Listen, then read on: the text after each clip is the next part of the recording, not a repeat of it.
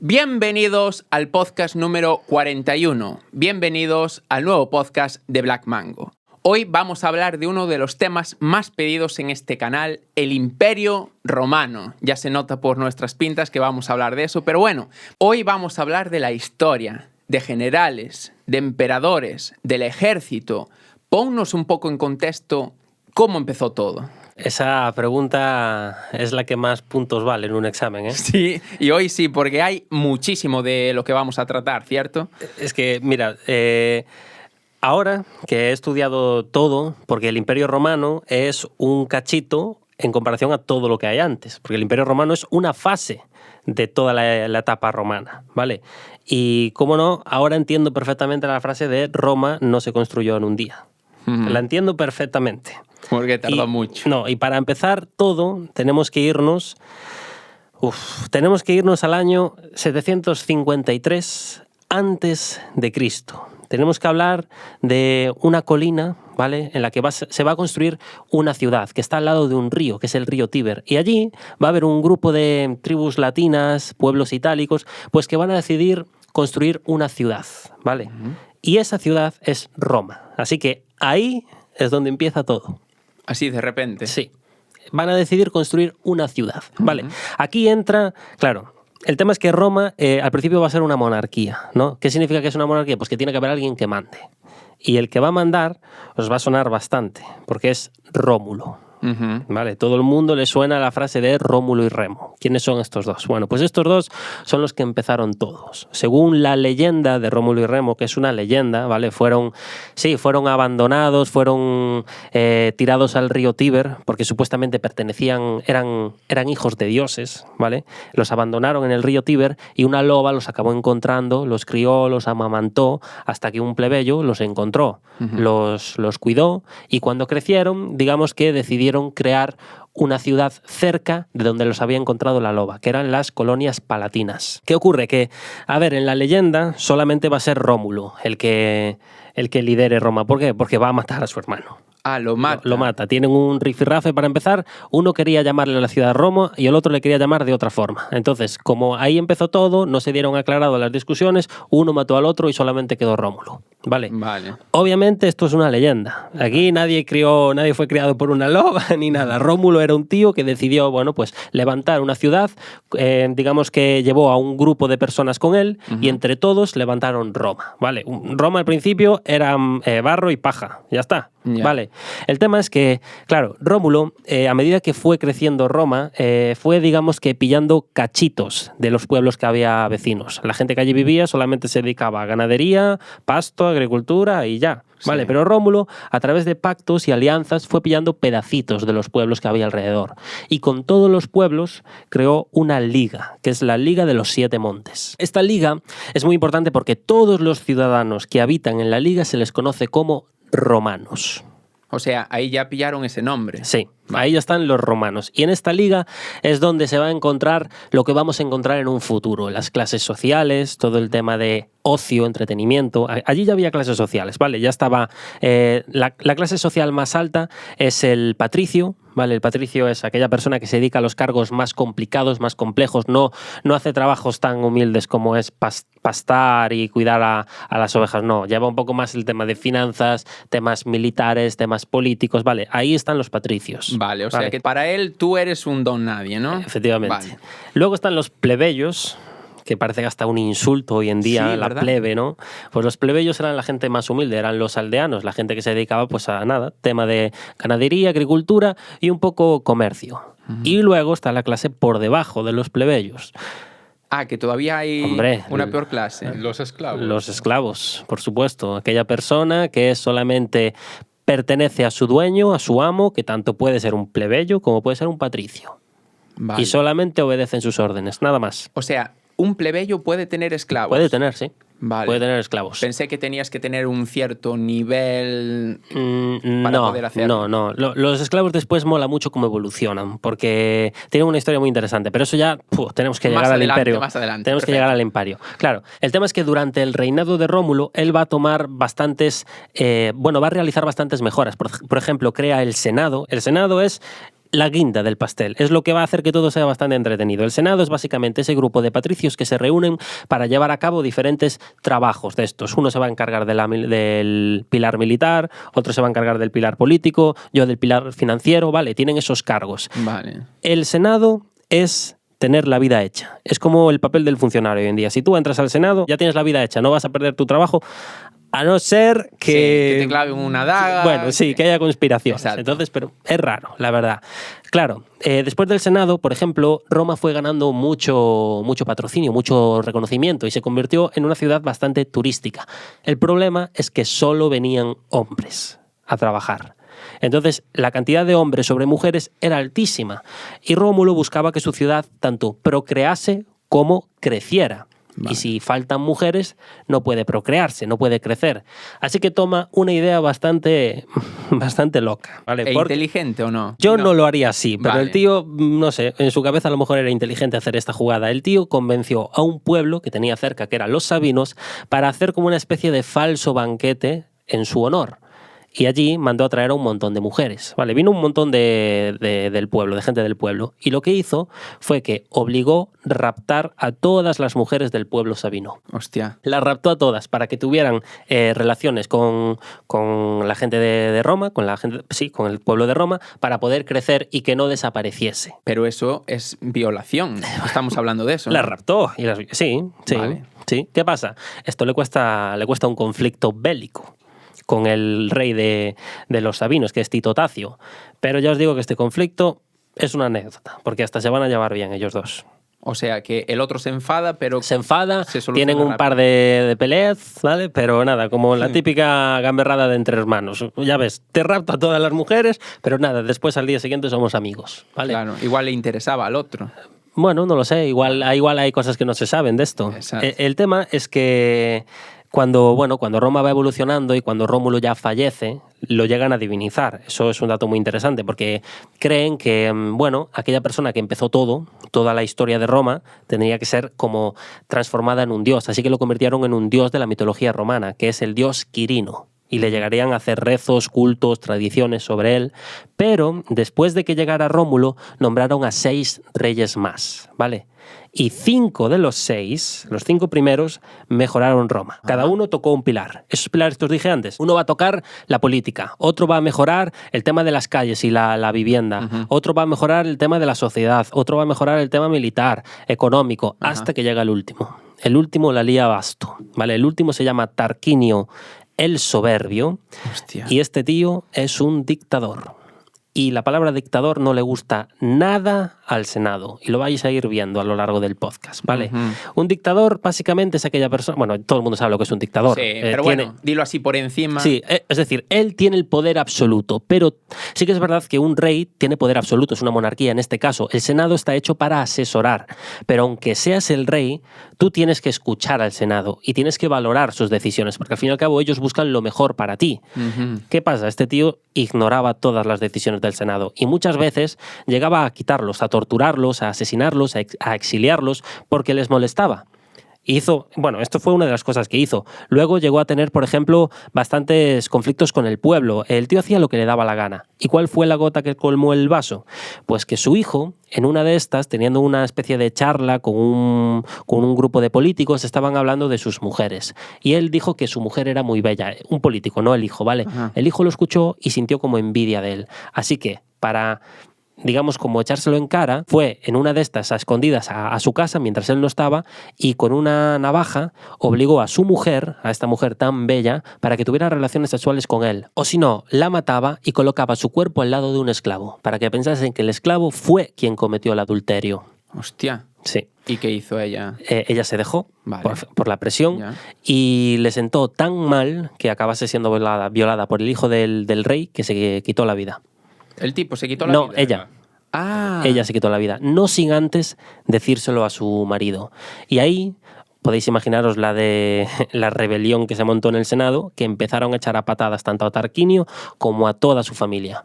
Lo exiliaron. Y exiliarte en Roma es matarte, básicamente. Y eso que tenía mucho poder. Tenía, ¿no? sí, pero Era sí. el rey. Sí, tú en Roma nunca estás protegido del todo. Incluso aunque seas el rey, el cónsul, el emperador, da igual. Tú tienes que mantener contentos a todo el mundo, o si no, te pasan estas cosas. Pero a todo el mundo nos referimos al Senado. Al Senado y al pueblo. ¿Al pueblo también tiene poder para, Sí, aunque sí. el Senado esté contento? Sí, después te explico por qué. Vale. Ahora, claro, no hay rey. Llega la República. Ahora quien manda es el Senado. ¿Vale? Y la República es una etapa muy, muy, muy entretenida de toda la historia de Roma. Pero antes de nada, antes de pasar a toda la chicha de conflictos bélicos que va a haber en la República, voy a aprovechar para contaros un poco cómo fue las mejoras que hizo la República sobre Roma. Porque para empezar crearon el as de bronce, que es esta moneda que utilizaban para mejorar el comercio y facilitar todo el tema de negocios. Mejoraron las viviendas, construyeron puentes, construyeron carreteras, luego construyeron los edificios más característicos que vamos a ver en el Imperio, como es el teatro romano, Sí. donde hacían espectáculos musicales, obras de teatro, el circo romano, donde se hacían carreras de caballos, carreras de carros, y el anfiteatro. Es verdad. Es el más famoso, el Coliseo romano, pues un anfiteatro. ¿Quién no lo conoce? Exactamente.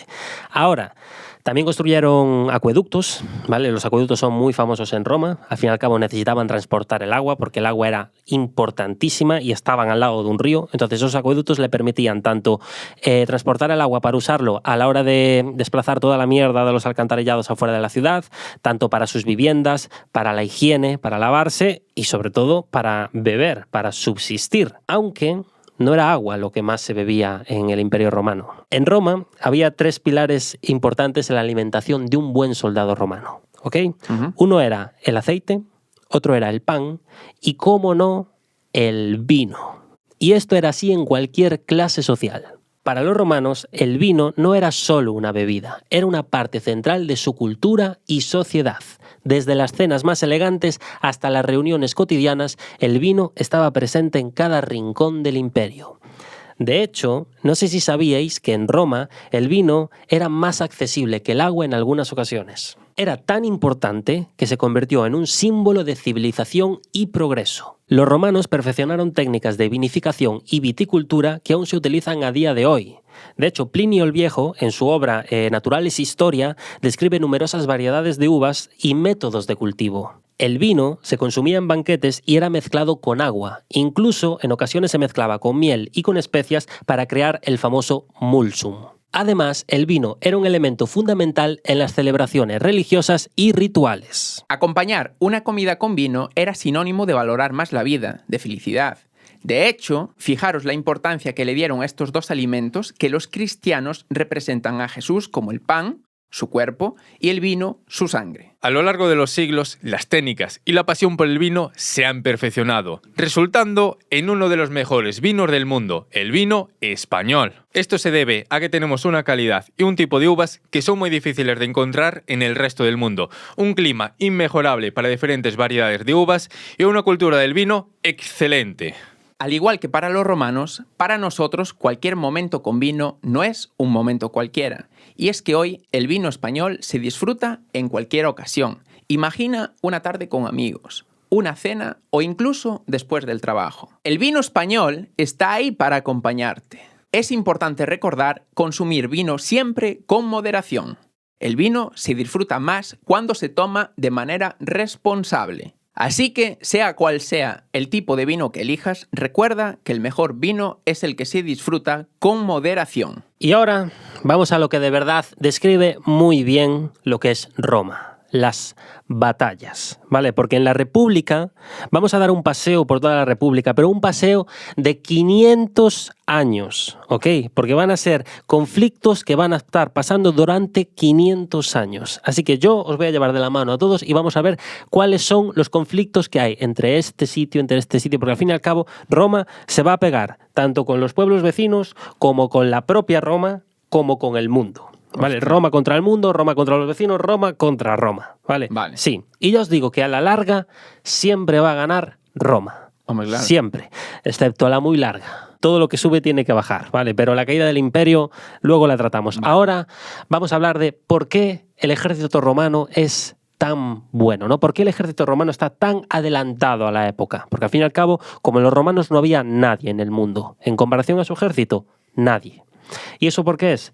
Porque Roma tiene las dos mejores cartas de la baraja. La disciplina de sus soldados es asombrosa. Los soldados están entrenados para ganar o morir. Y van así a muerte, viven con el fragor de la batalla, ¿vale? ¿Y por qué? Por la segunda carta, la estrategia. Roma tiene a los mejores generales del mundo. Los mejores estrategas en Roma.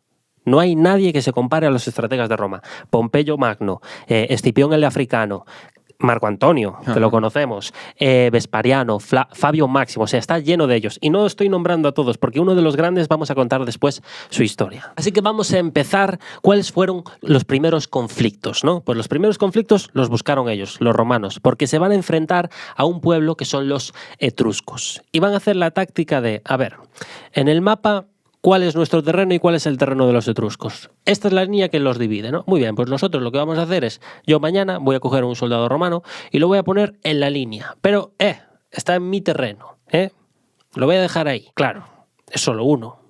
Igual está un poco solo, vamos a poner dos. Y donde caben dos, caben tres. Entonces cada vez vamos a ir acercando más el ejército romano a las fronteras de los etruscos. Claro, los etruscos no son tontos y se dan cuenta de que Roma quiere comerles terreno. Entonces comienza el primer conflicto, ¿vale? Las guerras contra Velles. Velles era la ciudad que intentaban tomar los romanos. ¿Qué ocurre?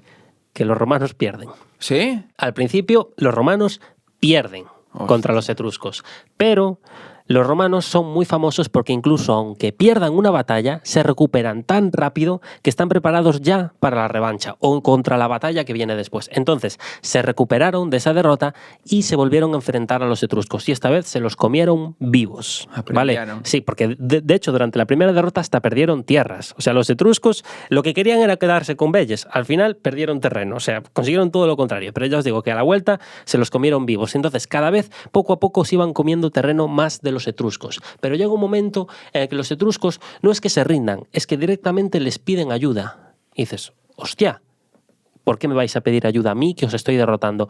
Porque resulta que en el norte hay otros que también quieren nuestro terreno y son Asterix y Obelix. ¡Hostia! Los galos. Los galos. Efectivamente. Entonces, los etruscos se tienen que unir a los romanos para poder detener a los galos, ¿vale? A los galos de la Francia.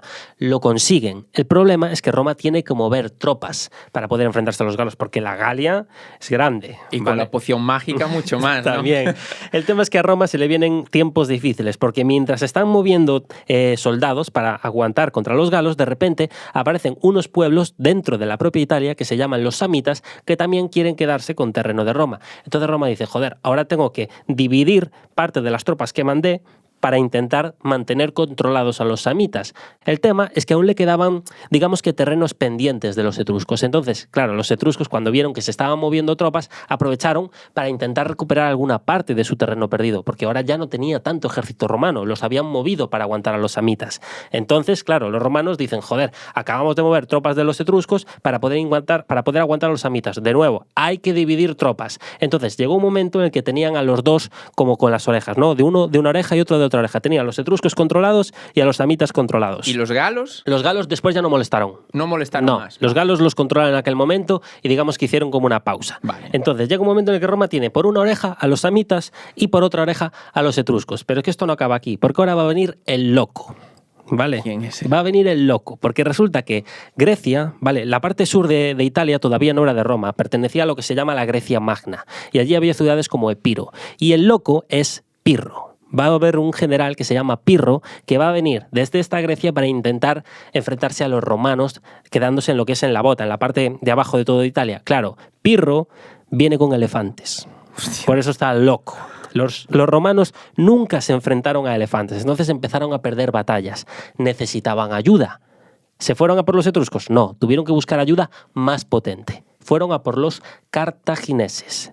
Vale, los cartagineses estaban al lado. De hecho, España pertenecía a los cartagineses en aquel momento. Entonces, los cartagineses y los romanos se aliaron para derrotar a Pirro. Y cuando lo consiguieron, Roma tenía el 95% del terreno italiano en su control. ¿Cuál es ese 5% restante? Sicilia. Claro. ¿A quién pertenecía Sicilia? A los cartagineses. Ah, claro. Entonces, está feo, ¿no? Ya que me habéis ayudado, estaría feo que yo me quede en vuestras tierras. Así que vamos a hacer una pausa y nosotros, oye, vamos a seguir expandiéndonos más hacia Asia. Claro. O sea, eran honorables, ¿no? Eran honorables, sí, Vale. pero escucha una cosa. Ya me la vas a liar, Escucha ¿no? una cosa. Claro, ellos dicen, vale, vamos a respetar, ¿no? Porque nos han ayudado. Pero de repente les llega otra carta de ayuda a los romanos. ¡Ostras! ¿Y qué pasó? Bueno, pues resulta que hay unos locos, ¿vale? Que eran unos mercenarios de los pueblos de Italia que se llaman los mamertinos, que ellos solos decidieron tomar Sicilia. Se quedaron con una ciudad y resulta que esa ciudad no pertenecía a los cartagineses, pero había como un pacto. Entonces los cartagineses empezaron a enfrentarse a los mamertinos, a estos mercenarios. Eran nada, unos pocos contra todo un imperio. Claro, los mamertinos dicen, la hemos liado, necesitamos apoyo. Entonces de repente están viendo que, claro, en ese pacto dicen, a ver, ¿quién son los que piden ayuda? Pues unos tal mamertinos. ¿Y quién carayos son esos? Pues se ve aquí unos que hay aquí de Italia. ¿Y contra quién están enfrentándose? Contra los cartagineses. Ah, los cartagineses, ¿eh? Eso los romanos lo estaban diciendo. Muy No, bien. No, tío. Pues vamos a enfrentarnos a los cartagineses entonces. Entonces comienzan las guerras púnicas. Y estas son muy famosas porque duraron la vida. ¿Vale? Duraron la vida y aparte porque aquí va a aparecer uno de los mayores villanos de Roma, el general Aníbal Barca.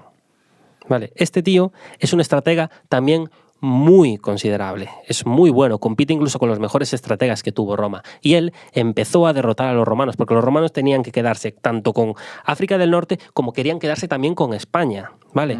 El tema es que el general Aníbal los fue derrotando y los mandó de vuelta a su casita.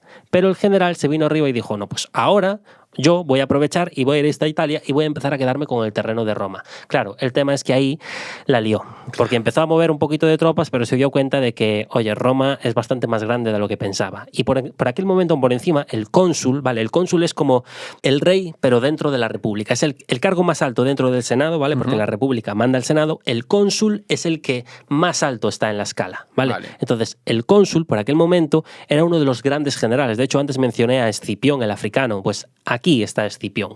¿Y por qué es el africano? Porque ganó contra Aníbal Barca en el norte de África. Y de hecho, Aníbal, como no quería ser atrapado por los romanos, antes de caer en la garra del enemigo, él se decía que tenía un anillo, que tenía como un frasquito de veneno, y entonces cuando perdió, crash, se bebió el veneno y se mató. Y se mató él mismo. Sí, antes de que cayera en manos de los romanos. Es como los espías de ahora, ¿no? Que llevan el cianuro. Sí, efectivamente. Vale. Y una vez derrotaron a Aníbal, entonces empezaron a quedarse con el terreno que les pertenecía tanto tanto del norte de África, como ya empezaron a quedarse con la Hispania. Hispania estaba bajo dos tribus. Una eran los celtas y otra ya eran los cartagineses. Entonces se quedaron con la gran parte de España. Y aquí es donde yo me voy a parar. ¿Vale? Porque aquí van a hacer una persona que es muy, muy importante. Durante estas expansiones por el Mediterráneo, ¿vale? Cerca del año 100, va a nacer una persona en Roma que creo que todo el mundo la conoce, ¿vale? Y este tío va a mover el mundo. Y es el gran Julio César. Ave César, desde aquí te saludan. Pues vamos a contar la historia de Julio César, de Cayo Julio César, que de verdad es una de las mejores historias que tiene Roma. César, ¿vale? Va a nacer en este momento en el que ya habían derrotado a los cartagineses, ya se estaba expandiendo Roma. Y él, en aquel momento, nació bajo el consulado de Cayo Mario. Cayo Mario también es otro de los grandes generales que tiene Roma. Cayo Mario era su tío. Vale. ¿Okay? O sea que ya está emparentado. Pero aunque el César perteneciese a una familia, digamos que adinerada, no eran tan ricos. Su familia no era la más rica. Ser la más rica no significa no ser rica, ¿eh? Porque en aquellos tiempos yo me imagino que... Pero eran, o sea, sí, obviamente pertenecían a lo que era el patricio, pero se decía que no eran los más afortunados dentro de la clase. Vale. El tema es que, por supuesto, el César tuvo buena educación, ¿vale? Cuando era niño se educó tanto en literatura romana, literatura griega, aprendió a leer, a escribir. De hecho, uno de los libros que más se le solía recomendar leer a los niños era La Odisea de Homero, Ostras, mira. Que la hemos contado aquí en el podcast. Y luego de eso, cuando ya fue creciendo, y ya fue una etapa más adolescente, ya se le inculcaba más una educación política, porque al fin y al cabo buscas entrar dentro del Senado. Y ahí es donde ya Cayo Mario le enseñaba, pues mira, tú cuando seas cónsul el día de mañana o cuando entres en el Senado el día de mañana, tienes que tener en cuenta que hay que respetar al pueblo, porque una vez pasó, ¿vale?, de que no respetamos al pueblo y el pueblo nos abandonó, el muy cabrón. Y claro, si el pueblo se va, no hay quien mueva el dinero. Entonces nosotros nos vemos perjudicados. Así que, amigo, tienes que respetar al pueblo. Luego de eso tienes que saber cuáles son los beneficios de Roma, cuáles son los propósitos que quiere la ciudad de Roma y tienes que tener eso en cuenta. Ahora, ¿cuál es el momento en el que todo se tuerce, no? ¿Cuándo ocurre ese momento en el que la vida del César se complica? Bueno, pues cuando primero muere su padre, a los 16 años el padre del César fallece, no se sabe cómo, ¿vale? Pero eso no es lo peor. Lo peor es que de repente Cayo Mario tiene problemillas con uno de sus militares, que es Cornelio Sila. Ellos dos como que no se acaban de entender, entonces llega un momento en el que, como no se entienden, estalla un conflicto interno entre Cayo Mario y Cornelio Sila. ¿Y qué va a pasar en este conflicto? Que Cayo Mario va a perder. ¿Sí? El cónsul pierde contra el militar. Y no solo va a perder esta batalla, también va a perder la vida. El tema es que por aquel momento el César ya tenía una vida hecha. Ya había contraído matrimonio con Cornelia Sina, que era la hija de uno de los aliados de Cayo Mario. Y claro, él estaba del lado de Cayo Mario, pero de repente gana el enemigo. ¿Qué tiene que hacer el César? Tiene que irse de Roma, porque ya no es bienvenido. Es que lo pueden llegar... Es que matar es lo de menos. Lo pueden convertir en un prisionero, por ejemplo. ¿Sabes? Claro. Entonces, el tío tiene que marcharse de Roma. Su familia y su esposa se quedan en Roma, pero él no. Él se alista al ejército. En otro lado. En otro lado. Lo mandan a Sicilia, de hecho. Lo mandan a Sicilia porque allí hay un tal Mitrídates que nada, otro loco que se quiere quedar con tierras de Roma, ¿vale? Está todo el mundo en guerra, Sí, parece, hombre, por en aquel todos momento no me extraña. Al fin y al cabo, quien tenga el control tiene bastante aumento en el tema del comercio. Y Roma, lo más importante para ellos es el comercio. Cuanto más tierra tengan, más comercio pueden generar. Entonces, lo mandan para Sicilia contra Mitrídates. Y resulta que durante su paso por el ejército lo empiezan a reconocer como un posible gran general. ¿Vale? Es demasiado bueno. Este tío tiene estrategias bastante interesantes. Incluso sus superiores le llegan a reconocer que podría ser en un futuro un militar brillante, un gran general.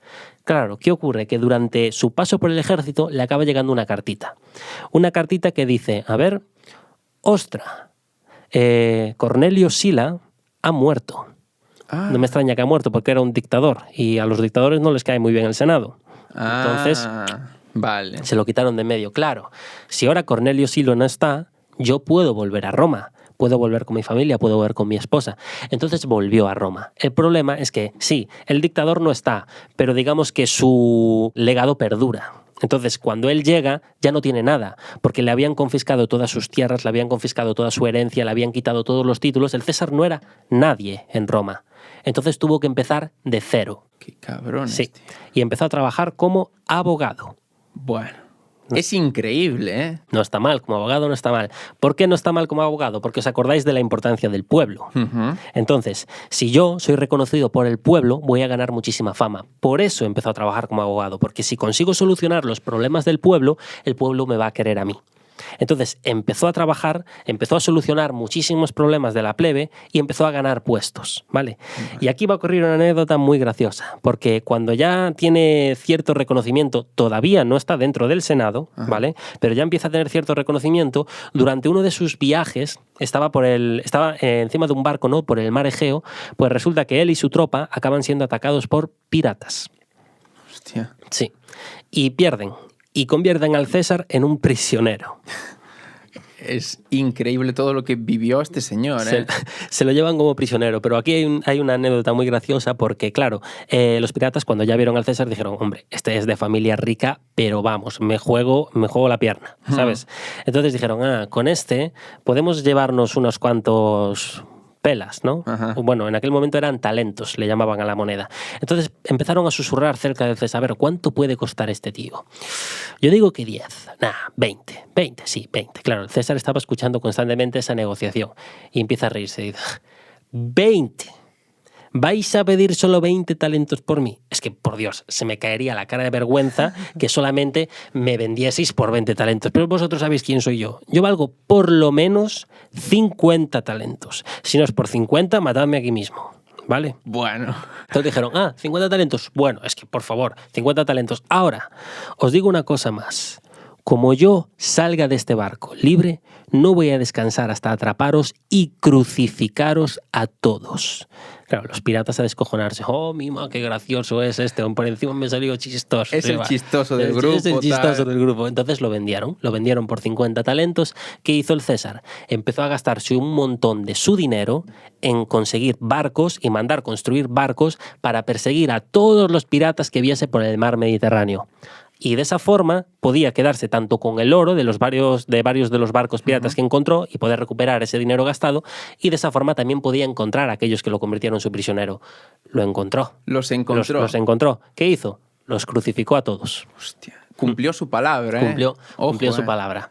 Y después de crucificarlos a todos, ya en el año 69 a.C., es cuando consigue entrar en el Senado. Vale, consigue entrar en un puesto que no está mal, es cuestor. Al fin y al cabo se encarga del tema de finanzas, de que todo vaya bien en tema de comercio en la ciudad.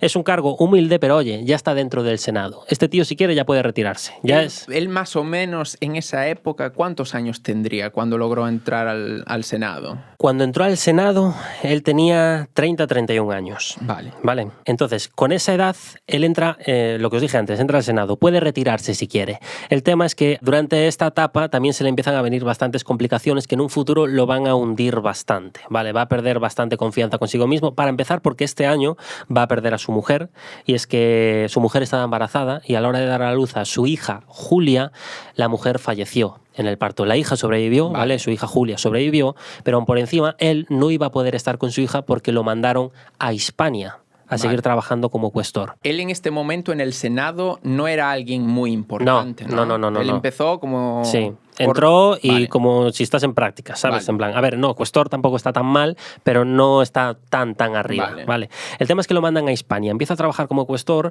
empieza a hundirse, empieza a venirse abajo, y de repente en uno de esos paseos que estaba dando por Hispania le vino esa inspiración, ¿vale?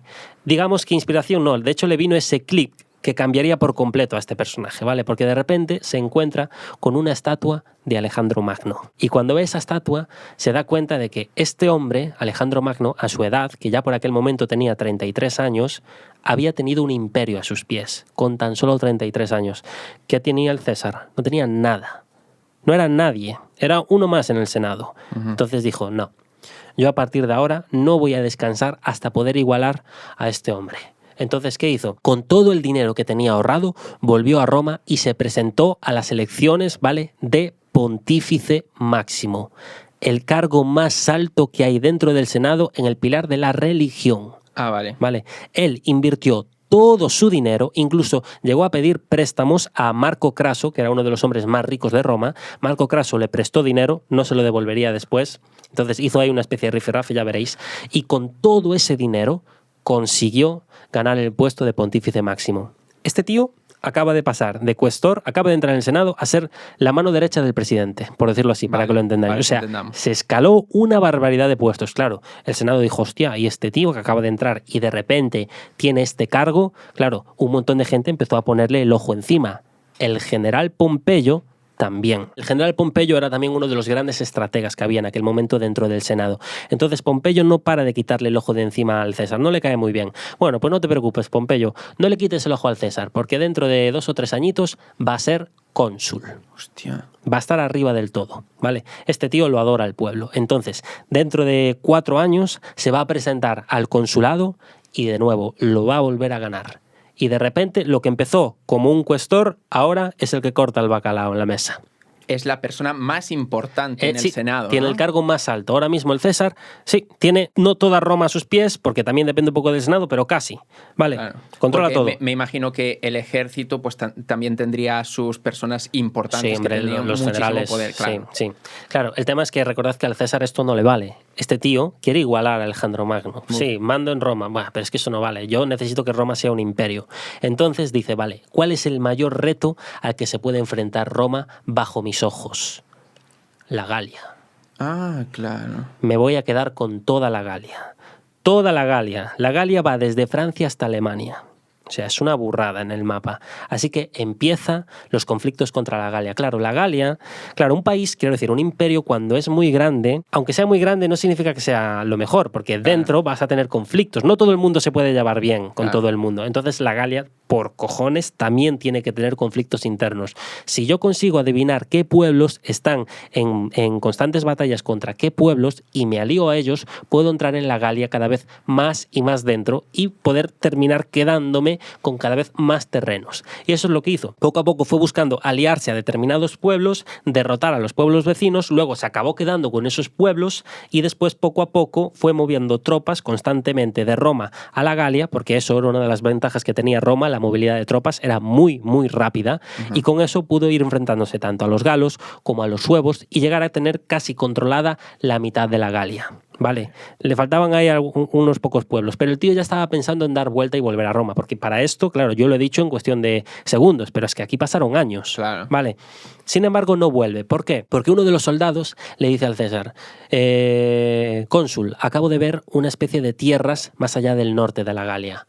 Ostras, no estaría mal que Roma ocupase terrenos desconocidos, ¿no? Entonces empiezan a montar en barcos y se van a las islas que había más al norte de la Galia. Gran Bretaña, Reino Unido. Llegaron allá. Se enfrentaron a los bretones, no llegaron a ganarles, bueno, aún así necesitaban un montón de ejército porque los bretones eran bastante fuertes, sin embargo, el César tuvo que volver. ¿Por qué? Porque aquellos pueblos galos que les quedó pendiente empezaron a rebelarse, empezaron a unirse todos, se pusieron todos de acuerdo para enfrentarse a la Roma que había en aquel momento. Y en aquel momento había un general que se llamaba Vercingetorix. Vale, este tío va a ser un grano en el culo para el César. ¿Por qué? Porque cuando el César baja a la Galia, claro, tiene que recorrerse todo el océano desde Gran Bretaña hasta la Galia. Este tío, el Vercingetorix, sabe perfectamente dónde está. Entonces, cuando el César se acerca, él ya no está ahí. Entonces, están constantemente persiguiendo. Tío, por encima, Vercingetorix lo que hace es, por todas las ciudades que pasa, mientras el César las está buscando, empieza a arrasar con ellas, a quemarlas, a destruirlas, a saquearlas. Claro, empieza a revolucionar toda Roma, hasta que consigue pillarlo en la guerra de Alesa. Vale, allí el César consigue mantener controlado a Vercingetorix y ¿qué hace? No se enfrenta a él, lo encierra. Empiezan a reunirse todos los ejércitos romanos alrededor de su campamento donde estaba el general y rodean al general con 2 muros. Uno para tenerlos controlados y que no escapasen, y otro para enfrentarse a las tribus que le vinieran a ayudar. Y entre esos 2 muros se colocaban los campamentos de Roma. Claro, esto es muy inteligente porque ellos no pueden salir y no pueden recibir suministros del exterior. Es cuestión de tiempo, que se queden sin agua, que se queden sin comida y a ver qué pasa, ¿no? El César esperando ahí, a ver qué hace este tío. Claro, ¿qué pasó? Pasó el tiempo, se acabaron quedando sin suministros, entonces Vercingetorix dijo nada. Este tío me ha ganado. Se puso su armadura, se montó en su caballo y él solo fue junto al campamento del César, se postró a sus pies y le dijo, me rindo, toda la Galia es tuya. Y el César se quedó con toda la Galia. ¿Y qué pasó con este hombre? Pues después de rendirse, lo acabaron convirtiendo en su prisionero y 6 años después lo acabaron ejecutando. Vamos, trágico final Sí. para Vercingetorix. Pero ahora también se le complican las cosas al César. A Vercingetorix se le complicaron de carallo, ¿vale? Sí, pero al César también se le complican porque, claro, él ahora tiene que volver a Roma. Dice, vale, me he quedado con toda la Galia, pero es que llevo años sin ver Roma. Y por aquel momento, cuando él había entrado en el poder, había creado un triunvirato. ¿Qué es un triunvirato? Es hacer una alianza con 3 personas, en este caso, pero podría ser incluso con 2, ¿vale? Se formó el primer triunvirato. ¿Qué hizo el César? Se unió con los más grandes de Roma, con Pompeyo, ¿vale? Y con Marco Craso, al que le debía dinero. Es verdad. Lo enchufó también, ¿vale? Y entre estos 3, digamos que Roma iba a estar gobernada por ellos. Quien está en el podio, ¿vale? Es el César. Luego estaría Pompeyo y luego Marco Craso. Claro, el problema es que cuando está volviendo a Roma se entera de que Marco Craso ha fallecido. Perdió la vida contra los partos, ¿vale? En uno de los conflictos que había. Y claro, al no estar Marco Craso, el único que queda vigilando Roma es Pompeyo. Y acordaos de que Pompeyo no paraba de quitarle ese ojo de encima al César, no le caía bien el César. Entonces, ¿qué hizo durante todos esos años que el César no estuvo en Roma? Habló pestes de él. Os ha abandonado, solamente os ha utilizado para poder mandar ejércitos y poder quedarse con la Galia. Mirad qué ha hecho, dijo que volvería en no sé cuántos años y aquí estoy yo en su lugar, no va a volver, va a venir y va a intentar cargaros a todos, o sea, es un aprovechador. Claro, toda la gente empezó ya a hablar a hablar pestes del César. El tema es que, claro, ahora llega un tema. El César se entera de que va a ser enemigo público en Roma por culpa de Pompeyo, que estuvo hablando pestes de él. Entonces, el César dice, vale, yo no voy a permitir esto, no voy a permitir que la ciudad en la que me he visto crecer sea gobernada por un cabrón que se ha aprovechado de mí mientras yo no estaba. Entonces, esto se convierte en una guerra contrarreloj. ¿Por qué? Porque ahora el César va a mover todas las tropas de la Galia para llegar a Roma antes de que Pompeyo solicite refuerzos, ¿vale? Porque Pompeyo necesita mover refuerzos de abajo, del sur de Italia, del sur de la Roma en este caso, para poder enfrentarse a ellos. Si el César consigue llegar antes que esos refuerzos, gana. El tema es que en Roma hay una ley que se ejerce sobre el río Rubicón, ¿vale? Este es un río que marca la frontera, digamos, que entre la Galia y Roma. Y supuestamente tú ese río no lo puedes cruzar con un ejército a no ser que tengas la aprobación del Senado. Entonces el César en aquel momento ya no mandaba en Roma. Sin embargo, él lo único que quería es poder llegar a Roma sin ningún conflicto para poder quedarse antes. No buscaba enfrentarse a la propia Roma de Pompeyo. Sin embargo, si tú cruzas ese río sin el permiso del Senado, le estás declarando la guerra a toda Roma. Vale. Entonces él se encontró con ese problema. Dijo, hostia, ¿y ahora qué hago? Porque claro, esto es un contrarreloj. Yo tengo que llegar antes de que Pompeyo recupere sus refuerzos, pero para poder llegar antes tengo que cruzar este río. Si yo cruzo el río, le estoy declarando toda la guerra a Roma. Entonces, después de estar unos minutos pensando, alea iacta est. Hostia. La suerte está echada. Señores, cruzamos el río. Entonces cruzó todo el río, declarándole la guerra a Roma, teniendo que enfrentarse a los propios soldados romanos que estaban a su favor, ¿vale? Hasta que consiguió llegar a Roma antes de que Pompeyo recuperase el ejército. Claro, Pompeyo ya no estaba, Pompeyo se había retirado porque el cabrón dijo, hostia, este tío va a llegar antes que yo. Entonces él se retiró al sur de Italia y el César, digamos que durante cierto tiempo intentó calmar a todas las masas para hacerles ver que no venía para castigarlos ni nada, venía en son de paz. Vale. Sin embargo, él sabía que ahora Pompeyo iba a buscar la revancha, se iba a retirar al sur para que llegasen antes esas tropas, poder organizarlas e intentar hacer esa revancha. El César tenía que movilizarse y ganar una posición estratégica. No podía ser en Roma, tuvo que moverse más al sur. Sin embargo, tenía que dejar a alguien al cargo de Roma. ¿A quién dejó? A su mejor general, Marco Antonio. Vale. Marco Antonio ahora es quien pilota Roma, quien lo gobierna, ¿ok? Mientras él se va más al sur para prepararse contra las guerras de Pompeyo. ¿Y qué va a pasar aquí? Bueno, pues al principio el César va a perder. Sí, empieza perdiendo. Empieza perdiendo. Es que Pompeyo se le conoce como Pompeyo el Grande. Antes os di una lista de los mejores generales. Ahí está Pompeyo. ¿Vale? Pompeyo también es muy bueno, es muy buen estratega. Y al principio tenía más ejército que el César, entonces le ganó terreno. Claro, el César tuvo que retirarse y plantear una estrategia mejor. Y ahí es donde viene el reconocimiento de Pompeyo ante el César. Dijo, yo no estoy peleando contra un estratega normal, estoy peleando contra un coloso romano. Porque es increíble cómo él, con estas pocas tropas, después en la revancha me acaba hundiendo. Con sus estrategias, ¿vale? Con las estrategias que hace el César a la hora de dirigir a sus soldados, colocarlos aquí, esperar a que pase tal cosa, pues consiguió ganar a Pompeyo. Y claro, Pompeyo, antes de que fuese atrapado por el César, porque pensó que a lo mejor lo iba a torturar, lo iba a matar, se fugó. ¿A dónde? A Egipto. Qué recuerdos de Egipto. Claro, ahora pasa una cosa muy graciosa, y es que él cuando se va a Egipto se piensa que va a estar tranquilo. En Egipto no le caen muy bien los romanos. No tienen nada contra ellos, pero saben que Roma es bastante avariciosa. Entonces intentan que Roma no descubra dónde está la localización de Egipto. Claro, acaba llegando Pompeyo. Entonces los egipcios dicen, hostia, este tiene más pintas de ser un general romano, tenemos que cargárnoslo antes de que le diga al resto del mundo dónde estamos. Entonces mataron a Pompeyo. ¿Los egipcios? Mataron a Pompeyo. Ostras. Y ahora viene el cabreo del César, porque el César quería rescatar a Pompeyo. No lo quería matar, quería tenerlo a su lado, porque al fin y al cabo es uno de los grandes generales. Yo no me puedo permitir perder a una persona así. Cuando yo busco crear un imperio, él, si se une a mí, puede controlar un montón de ejércitos y sé que va a ganar porque me ha derrotado a mí. Pues va a derrotar a un montón más. Claro, el tema es que cuando lo va a buscar a Egipto, está muerto. Está muerto.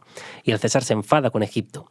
Y ahí hay una especie de sentimientos encontrados. Porque en Egipto al principio iba de mala gana, iba como refunfuñado, en plan, se van a enterar cuando llegue allí. Exactamente. De repente llega a Egipto y dice, hostia, qué preciosidad de ciudad. Claro, si hasta Alejandro Magno se enamoró de Egipto, cómo él no se va a enamorar. Entonces decidió pasar un año sabático allí. Y ahora es donde empieza una de las historias que yo ya he contado en este podcast y que parece que estoy condenado a repetirla. Es que ya veo por dónde va todo, ¿no? Vamos a hablar de qué pasaba en Egipto por aquel momento. Claro, el César está de vacaciones. Sin embargo, Egipto está en un pequeño conflicto entre dos hermanos para ver quién se queda con el poder del faraón, ¿no? Uno es Ptolomeo y la otra es Cleopatra. Exacto. Vale. Cleopatra al principio es desterrada por Ptolomeo y entonces Ptolomeo, si os acordáis, le pide ayuda al César, pero el César no le interesa ayudar con él. ¿Por qué? Porque Ptolomeo fue uno de los causantes de la muerte de Pompeyo. Amigo. Entonces dice, es que tú no me caes muy bien, fíjate. Entonces Cleopatra, mientras estaba en la ciudad de Egipto, se enteró de que el César estaba en su terreno. Entonces ella sabía que su hermano iba a intentar pedir su ayuda. Sin embargo, si ella le podría convencer antes, a lo mejor se ponía de su lado y entonces ella podría recuperar el trono que ha perdido por culpa de su hermano pequeño.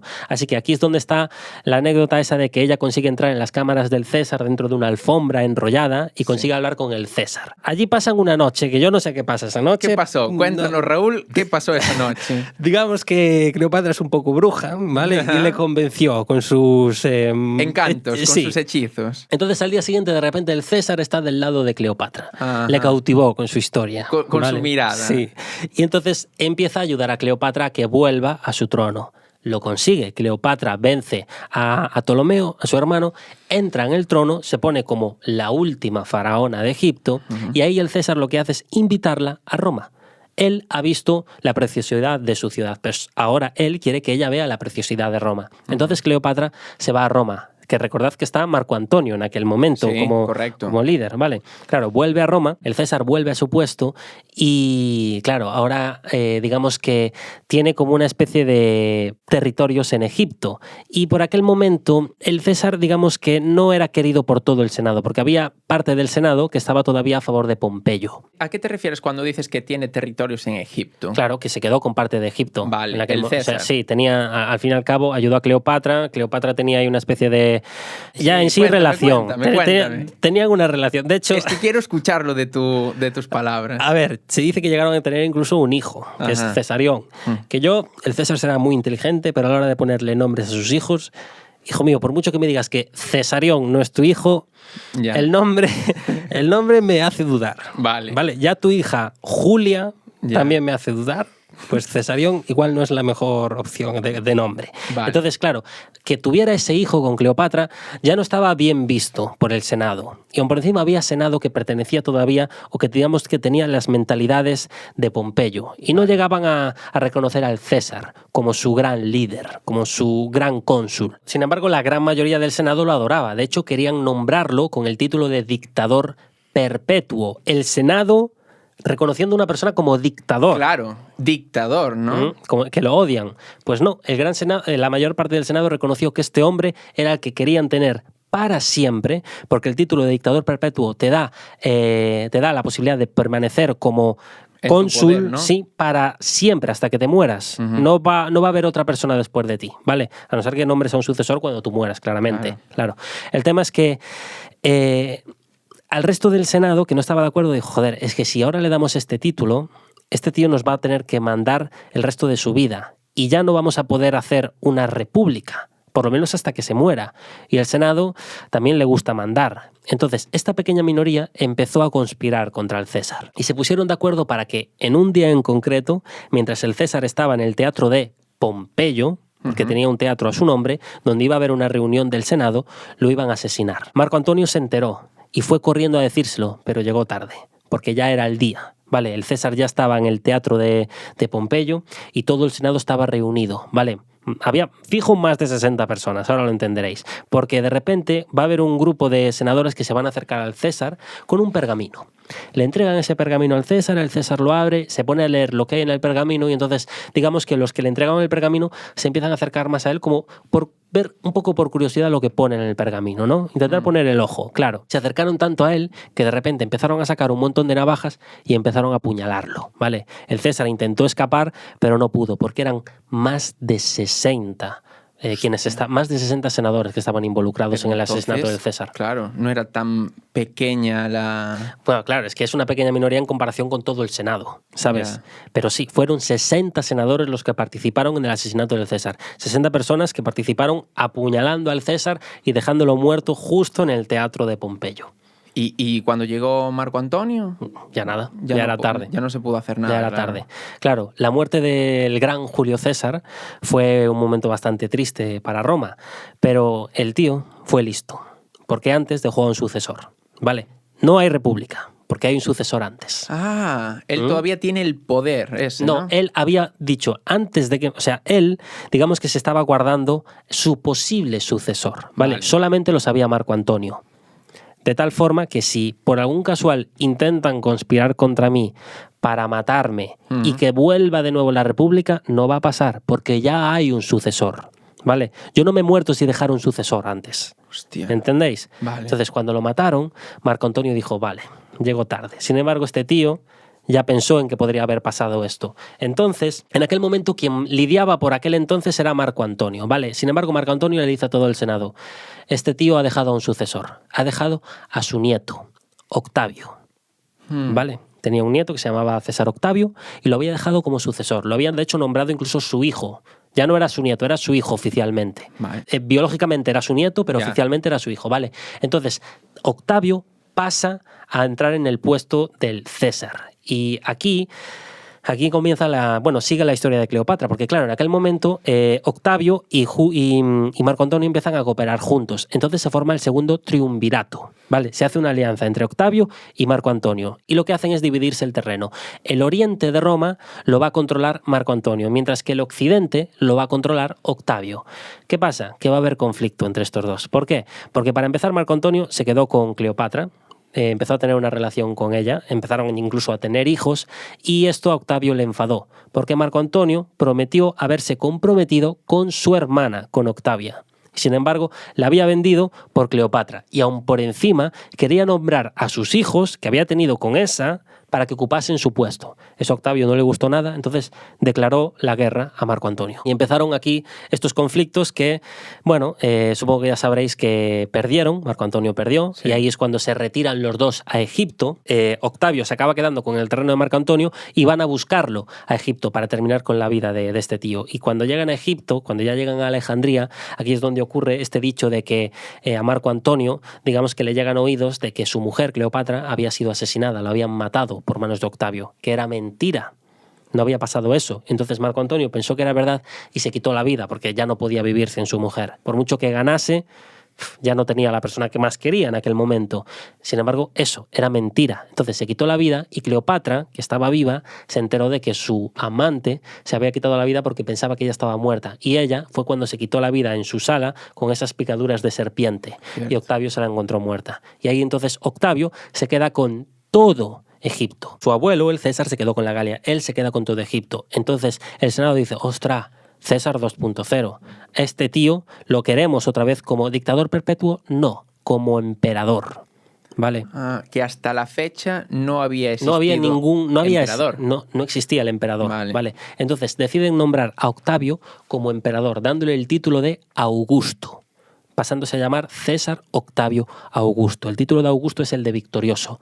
Y lo nombran como emperador, dando por fin paso al Imperio Romano. Y ahora se acabó la clase de historia. Estoy cansado de tanta historia, estoy cansado de tantos conflictos. Vamos a hablar ahora un poco de cómo vivía la gente en la mejor etapa de Roma, su imperio, ¿no? Cómo era la calidad de vida, cómo era sobre todo el entrenamiento en el ejército, cómo era el tema de su ocio, los famosos gladiadores. Vamos a hablar de todo eso, ¿vale? Vamos a meternos en papel. Efectivamente. Estoy ilusionado. Así que primero vamos a hablar de cómo eran sus ciudades, porque al fin y al cabo Roma era un copia y pega en cuanto a ciudades. Eran calles que eran ortogonales, ¿vale? Esto significa que todas las calles son perpendiculares y entre calle y calle es donde se colocan las viviendas, ¿vale? Un montón de edificios que eran pisos de varias plantas que estaban construidos con una base de madera, luego con piedra y ladrillo y luego por último le daban como una capa de cal para que no afectase la humedad, ¿vale? Vale. Luego, dentro de las ciudades, en el centro se encontraba lo que era el foro municipal, que era como una plaza donde se encontraban los edificios más importantes, más prestigiosos, los templos, los teatros, que eran normalmente donde solía reunirse reunirse el Senado para hacer reuniones. Obviamente, como es la zona más grande, también aprovechaban para poner el mercado ahí y que la gente fuese a comprar, y también la aprovechaban para eventos públicos. ¿Ok? Vale. Ahora, en cuanto a la calidad de vida de la gente, no es que fuera muy buena, que digamos. ¿No? A ver, no estaba mal, porque yo os la voy a presentar muy bien, pero tampoco es que fuera muy higiénica, para empezar. Dicho así, parecía que había mucho control. A ver, control sí que había, eso es que es verdad, no se desmadraba todo. Vale. Pero claro, el tema de las viviendas, quiero que veáis que eran muy estrechas. Tú dentro de una vivienda, lo único que encontrabas eran dormitorios. Nada más. Solo son dormitorios y aún por encima muy apretados. O sea que vive ahí la virgen de gente. O sea, la gente tenía que dormir en el suelo muchas veces, de tantos familiares que eran. Ya. ¿Vale? ¿Y tema de higiene? Tema de higiene, normalmente, claro, como se agrupan en manzanas, ¿no? Entre calle y calle, a lo mejor hay como 4 o 5 edificios, eso es una comunidad, como es hoy en día, de vecinos. Claro, entre cada comunidad solía haber como un pequeño edificio que era el baño común. Otra vez común. Sí, Vale. es como los baños que hay en una estación de tren, Vale. que hay varios váteres. Pues allí es lo mismo.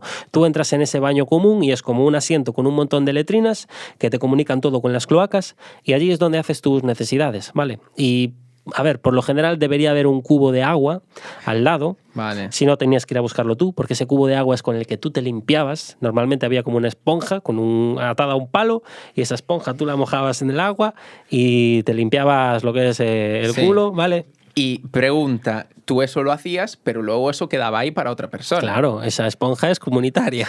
Joder, cuidado, ¿eh? No es que fuera una higiene muy bonita. Y no estaba dividido los retretes, ¿verdad? O sea, tú te sentabas aquí, pero aquí a lo mejor tenías a... Sí. Es que era como un banco alargado que tenía varios agujeros en los cuales tú te sentabas, hacías tus necesidades, no. y ya todo se lo llevaba el río, el agua que iba por debajo. Ya. No había un baño para hombres y un baño para mujeres. Claro, ¿vale? que un río no sería si era una presa o lo que Sí, fuera. era básicamente el sistema de alcantarillados que tenían, que llevaban el agua hasta, bueno, lo llevaban toda la mierda hasta afuera. Claro. Claro, eso era el tema de la higiene. El tema de duchas, a ver, en tema de duchas no estaba mal, porque tenían las aguas termales. Es verdad, muy famosa Roma por eso. Sí, las termas aún por encima eran comunes también. Entonces tenías termas de agua fría, termas de agua caliente, y allí podías ir y te bañabas, ¿vale? No tenía ningún problema. Incluso si tenías un poco de dinero, podías permitirte hasta masajes allí dentro. Ya, pero Vale. ya tenías que tener algo de dinero. Sí, tenías que tener algo de dinero, y eso también está muy relacionado con el tema de la comida. Porque claro, al no haber cocina dentro de los dormitorios, dentro de sus casas, mejor dicho, ¿cómo comían? Bueno, pues si tú tenías un puesto de trabajo que estaba bastante bien pagado, ya sea, por ejemplo, la mujer o la madre era mercadera y el padre era herrero, entonces tú te podías permitir comer, cenar y desayunar todos los días en tabernas. Tampoco eran tan caros los precios. Ahora, la gente que no podía permitírselo, lo que tenían que hacer era comprar la comida en los mercados, prepararla en las casas, y muchas veces iban a los hornos comunes. Aquí todo es común, esto suena hasta Madre comunista. Dios, macho, cuidado. Tú ibas a los hornos comunes, calentabas la comida, incluso muchas veces se aprovechaban para calentar comida durante una semana. Y luego sí, comían frío, pero es mejor comer frío que no comer. Ya. Entonces, así se alimentaban, ¿vale? Y luego de eso podemos hablar cómo vivían los ricos en comparación a Claro, los porque pobres. eso estamos hablando la gente plebe. normal, ¿no? Sí, La los plebeyos. Vale. Los ricos, obviamente, solían vivir un poco apartados de la ciudad. Eran como todos esos chalés que se encuentran ahí subiendo en la colina en Madrid, que viven Sí, todos sí, apartados. sí. Aquí es exactamente lo mismo. Viven en la ciudad, pero un poco apartados. Y obviamente son casas con jardines, con sus paseos, con su fuerte central. Tienen baño propio, tienen cocina propia, tienen aguas termales. Utilizaban mucho el fresco. Los frescos es estas pinturas renacentistas, utilizaban mucho eso, pinturas en sus casas, y obviamente vivían como Dios. Como hoy en día, ¿eh? O sea, que hoy en día también hay estos Como hoy en casos. día, había bastante diferencia. Y luego de eso podemos hablar de más curiosidades, como por ejemplo cómo era el tema del comercio, cómo era su forma de salario y todo eso. Por ejemplo, sí, hay más curiosidades como por ejemplo que los impuestos son prácticamente una invención romana. ¿Por qué pagaban impuestos por todo? Como hoy en día también. Por todo. Imagínate que tú eres un chico joven que llega a la mayoría de edad con 18 años, pero no tienes pareja ni intención de tener hijos ni nada por el estilo. Pues el gobierno del Imperio Romano lo que iba a hacer era cobrarte una serie de dinero para él. Sin embargo, si tú tenías un matrimonio o tenías hijos, iba a ser todo lo contrario, porque te iban a poner facilidades. Te iban a poner facilidades para heredar, etcétera, etcétera. O Todo sea, facilidades. Ya Vamos sé. para atrás en vez de para adelante. No, pero ya sé por qué ellos hacían esto. Ellos lo que querían es que tuvieras hijos para que esos hijos acabaran en el ejército, seguramente, porque Roma necesita soldados. Puede ser. A ver, en teoría esto, según lo hacían como para unificar y que el Imperio Romano todavía se siguiera expandiendo más. Ajá. Es por lo que lo hacían. También, por ejemplo, imaginaos que hay un esclavo por ahí tú eres el dueño de esta esclava. Imagínate, ¿vale?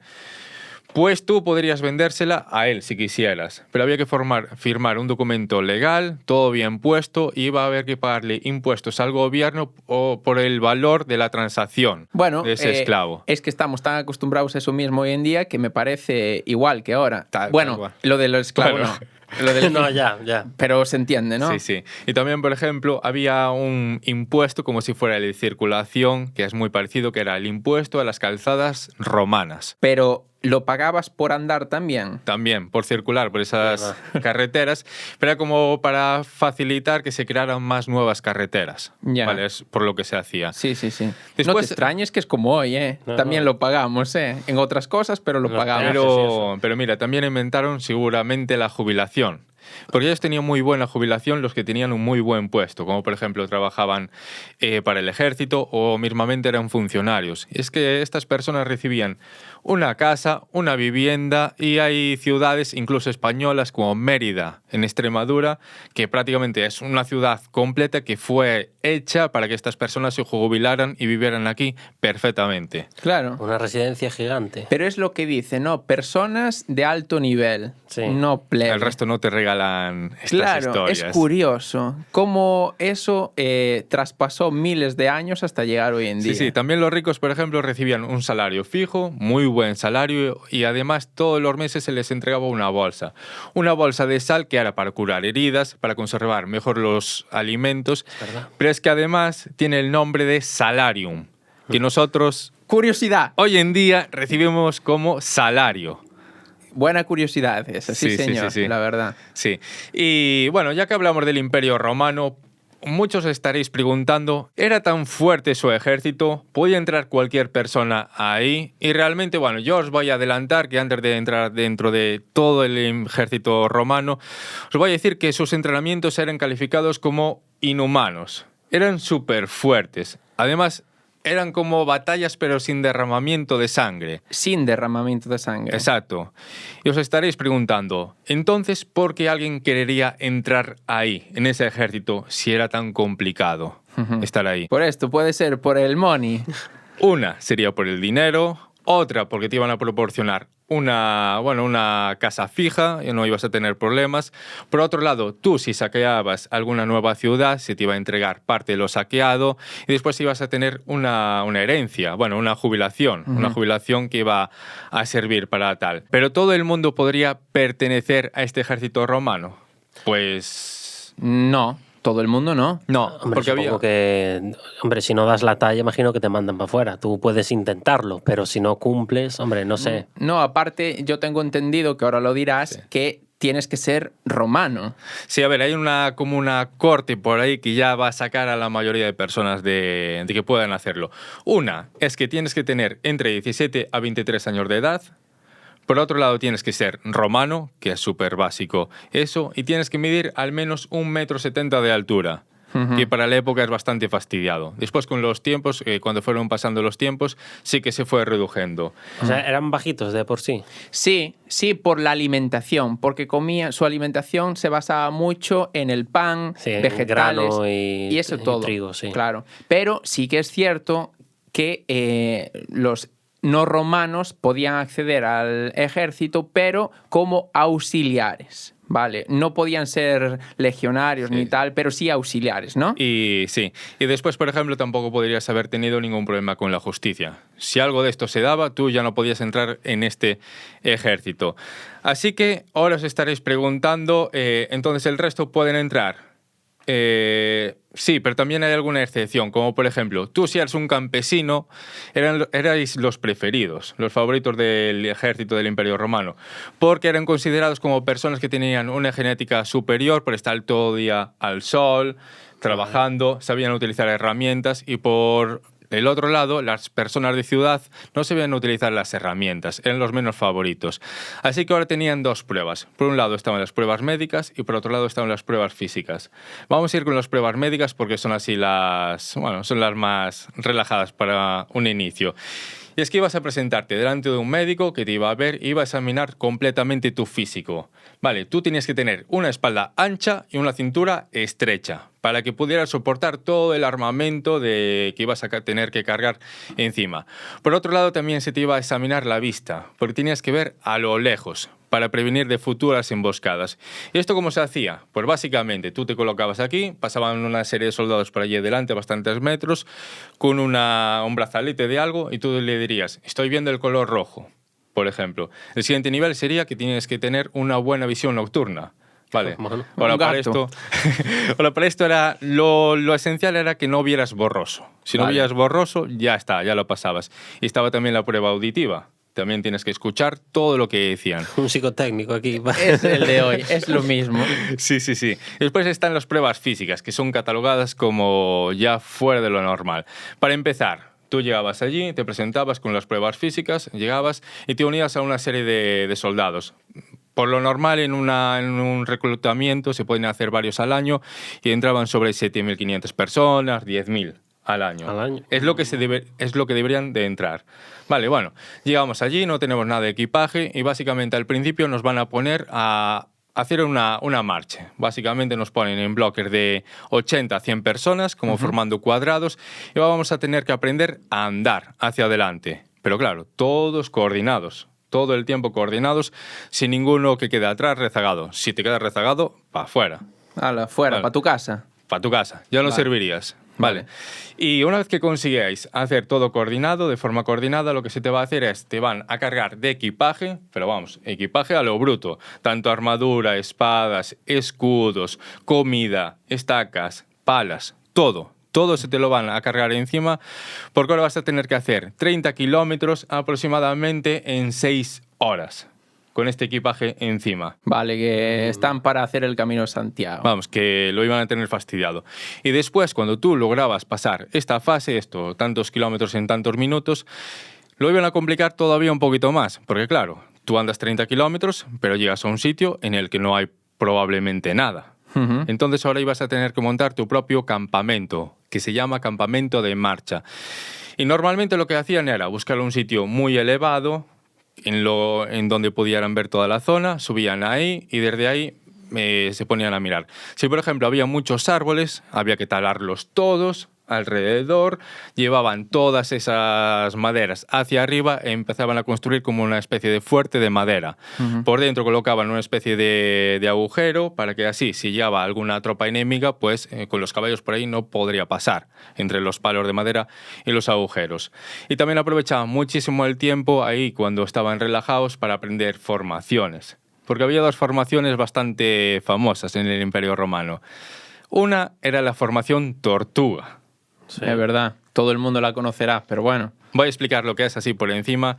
Básicamente, el grupo de 80 a 100 personas os ponéis todos en posición de marcha. Los que están delante colocan el escudo mirando justo hacia adelante, toda la fila, y los que están todos por detrás lo van a colocar hacia arriba el escudo. Entonces es como una barrera impenetrable. Te pueden llover flechas. Es curioso porque los vikingos también tenían una formación así. Entonces, no sé si quiero decir el hecho de que como eran más grandes los romanos, entonces nombraron esa tripulación así, pero los vikingos también hacían mucho. A ver, los romanos, vale, tú date cuenta, ¿por qué pedían un determinado nivel de altura y más o menos eran todos parecidos? Para esta formación, ¿sabes? Se dice que en esta formación podría pasar un carro por encima de ellos. Tú imagínate, el típico 2 caballos con el carro y el jinete por encima de ellos y seguirían intactos. Fíjate cómo era esta formación. Tenía que ser súper estable, súper recta. Era súper estable, bastante recta, porque prácticamente eran todos de la misma altura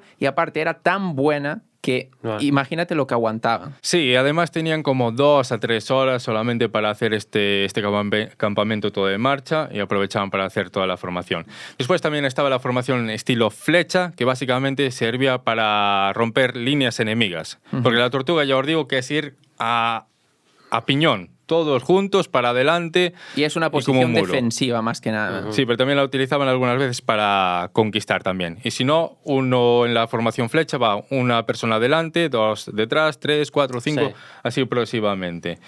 Y claro, una vez que esto todo ya estaba chupado, ya lo sabíais hacer, toca la parte de las armas. Aquí se te iban a entregar varias armas, pero vamos a empezar por la espada. Vale, se te entregaba una espada de madera que tú ibas a tener que aprender a utilizar, con un escudo. Vale, el escudo tiene la peculiaridad de que pesaba el doble del que iban a utilizar normalmente, oficialmente, ¿vale? Un escudo oficial pesaba sobre 7 kilos y este que utilizaban sobre 14 kilos. Era de mimbre, súper bonito, rojo, precioso.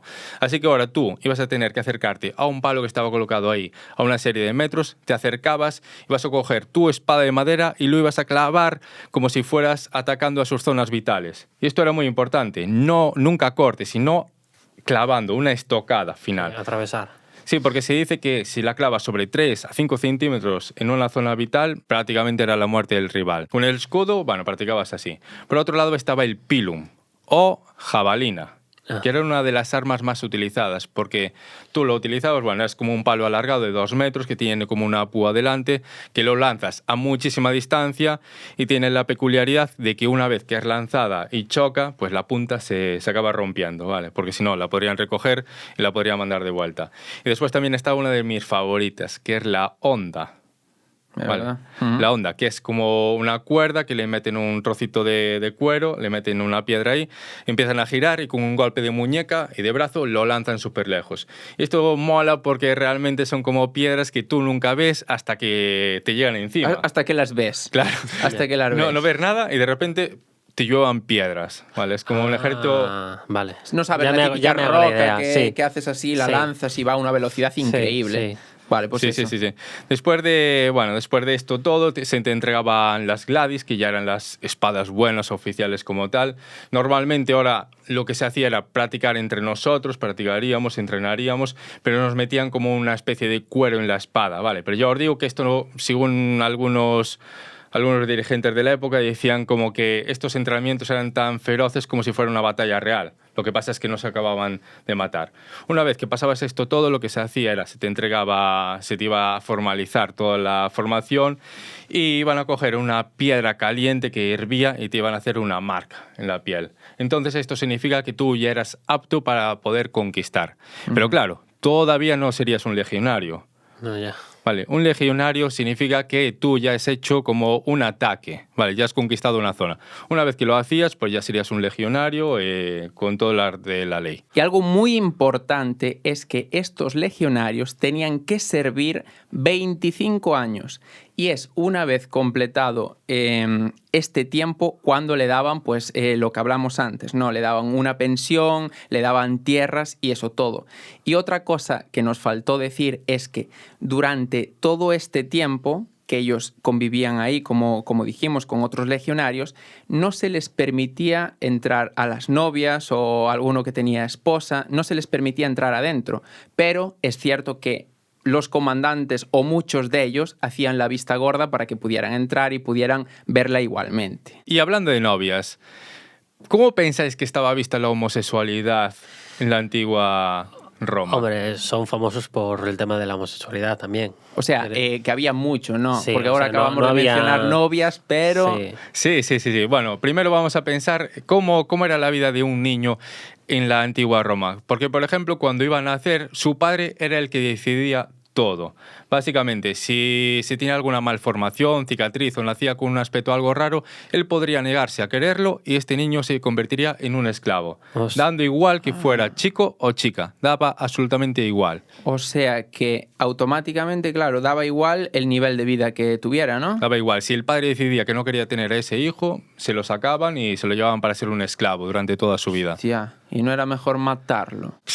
Es que en ese caso Voy a- claro, un hijo tuyo, digo, estamos poniéndonos en casos Ya, extremos, ya. no estoy diciendo que sea mejor matarlo, pero antes de abandonarlo y nunca más saber qué va a ser de él, ¿no? O sea, me gustaría saber qué haríais vosotros en esa época. Te sale un niño mal, con una enfermedad, con lo que sea, en esa época. ¿Tú qué harías? A ver, me quedaría con él. Al final no quedaría más remedio. Yo creo, Es que estoy... yo creo que te afecta muchísimo la mentalidad de la época. Claro. Hoy en día Claro, te quedas con señores, él. Estoy hablando con señor- ojos actuales. No, pero Ah. vamos a No, tratar... En la época, por cojones, lo dejas. Porque la es que presión yo de creo que grupo sí. es muy grande. Sí, a ver, si lo normal era pasarlo a que fuera un esclavo, lo dejarías ir.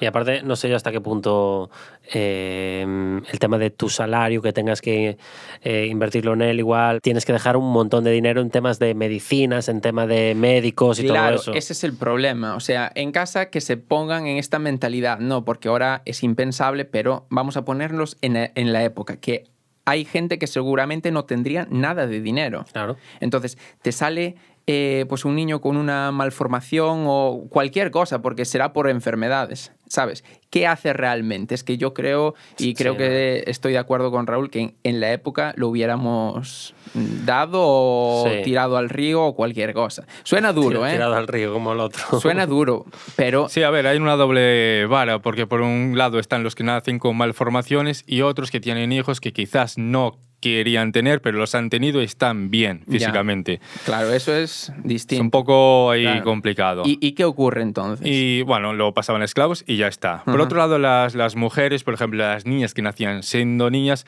toda su vida, su único papel era aprender el hogar, el oficio del hogar, ser buenas madres y cuando cumplieran 12 a 15 años aproximadamente, pues en la mayoría de casos se iban a casar. Ujú. Es lo que iba a pasar. Era toda su vida y después tenían que servir al hombre siéndoles fiel durante toda su vida. Vale. Por otro lado, el hombre, el niño, pues iba a tener que estudiar gramática, filosofía, aprender cómo quizás trabajar para el ejército, crecían hasta ser mayores de edad. Y aquí lo que se iba a valorar un montón, sobre todo, era el liderazgo. Vale, incluso para las relaciones sexuales, que no eran tanto por el género, sino por liderazgo. Porque, por ejemplo, daba igual que fueras heterosexual, bisexual, homosexual. Estaba Vale. visto para todos igual.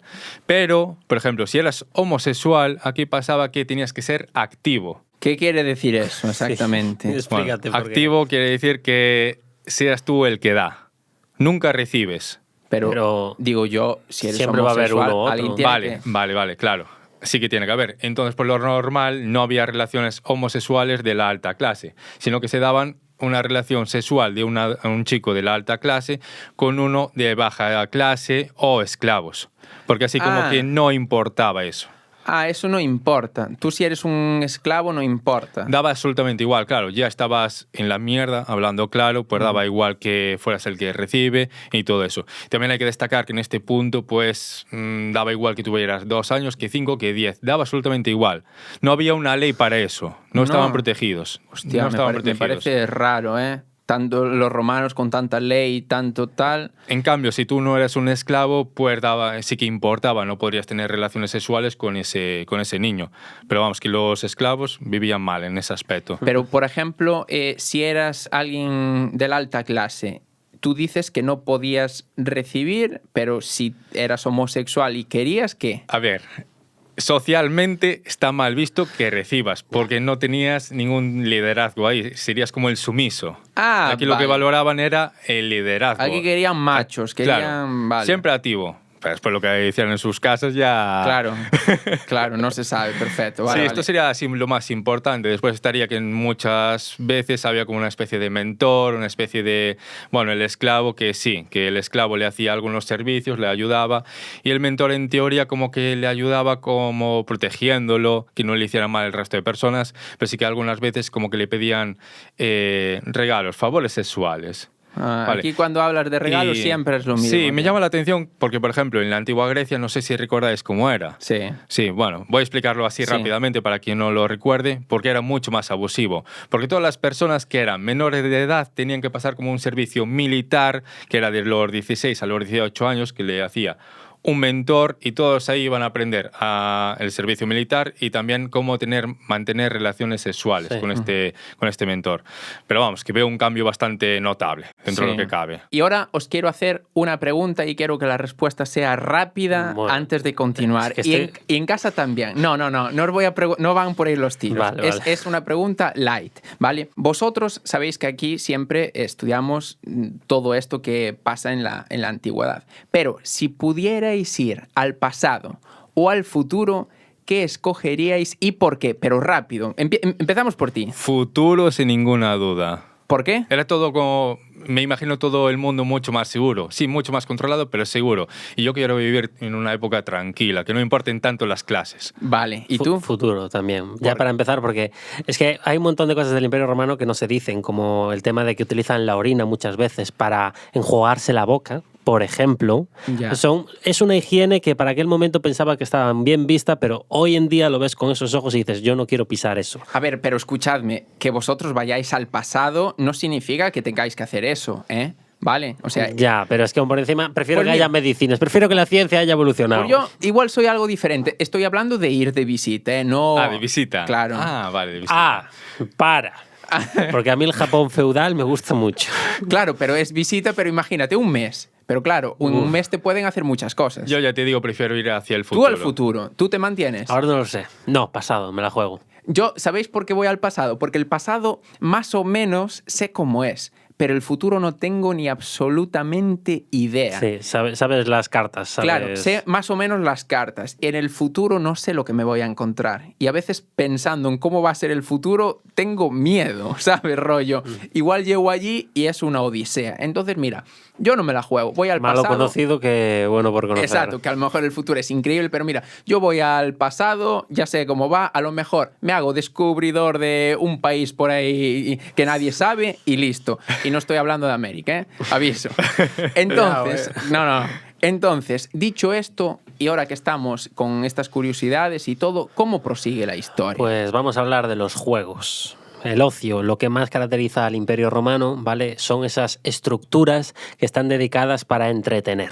Su único objetivo es entretener a la gente. Y para eso tenéis los teatros, lo más básico, como os dije antes, donde se hacen espectáculos musicales y obras de teatros, muchas parodias de representaciones históricas, ¿vale? Luego tenéis los circos romanos, donde se hacen estas peleas de carros, donde básicamente son estos jinetes subidos a un carro tirado por caballos y entre cuatro se matan para ver quién acaba la pelea vivo, ¿vale? La carrera. Y luego estaban los anfiteatros, ¿vale? Y ahí es donde yo me voy a parar. Sí, porque la gente quiere saber. Porque el anfiteatro era el más famoso de todos. De hecho, el Coliseo de Flavio, el Coliseo que está en Roma, el Coliseo romano, ojo, es un anfiteatro. No es que haya una estructura por encima del anfiteatro que se llame Coliseo, no. El Coliseo es un anfiteatro. Dentro de los anfiteatros es donde se hacían los espectáculos más violentos, ¿vale? Y vamos a empezar a enumerarlos. Voy a empezar por el top 1. Y no son las batallas de gladiadores. ¿No? Hay un espectáculo que está por encima de los gladiadores y que no se hacía mucho porque era muy costoso. Y es que tú imagínate llenar todo un anfiteatro de agua, ¿vale? Hostia. Convertirlo en un océano. Toda la arena que sea una piscina gigante. Pues eso son las naumaquias.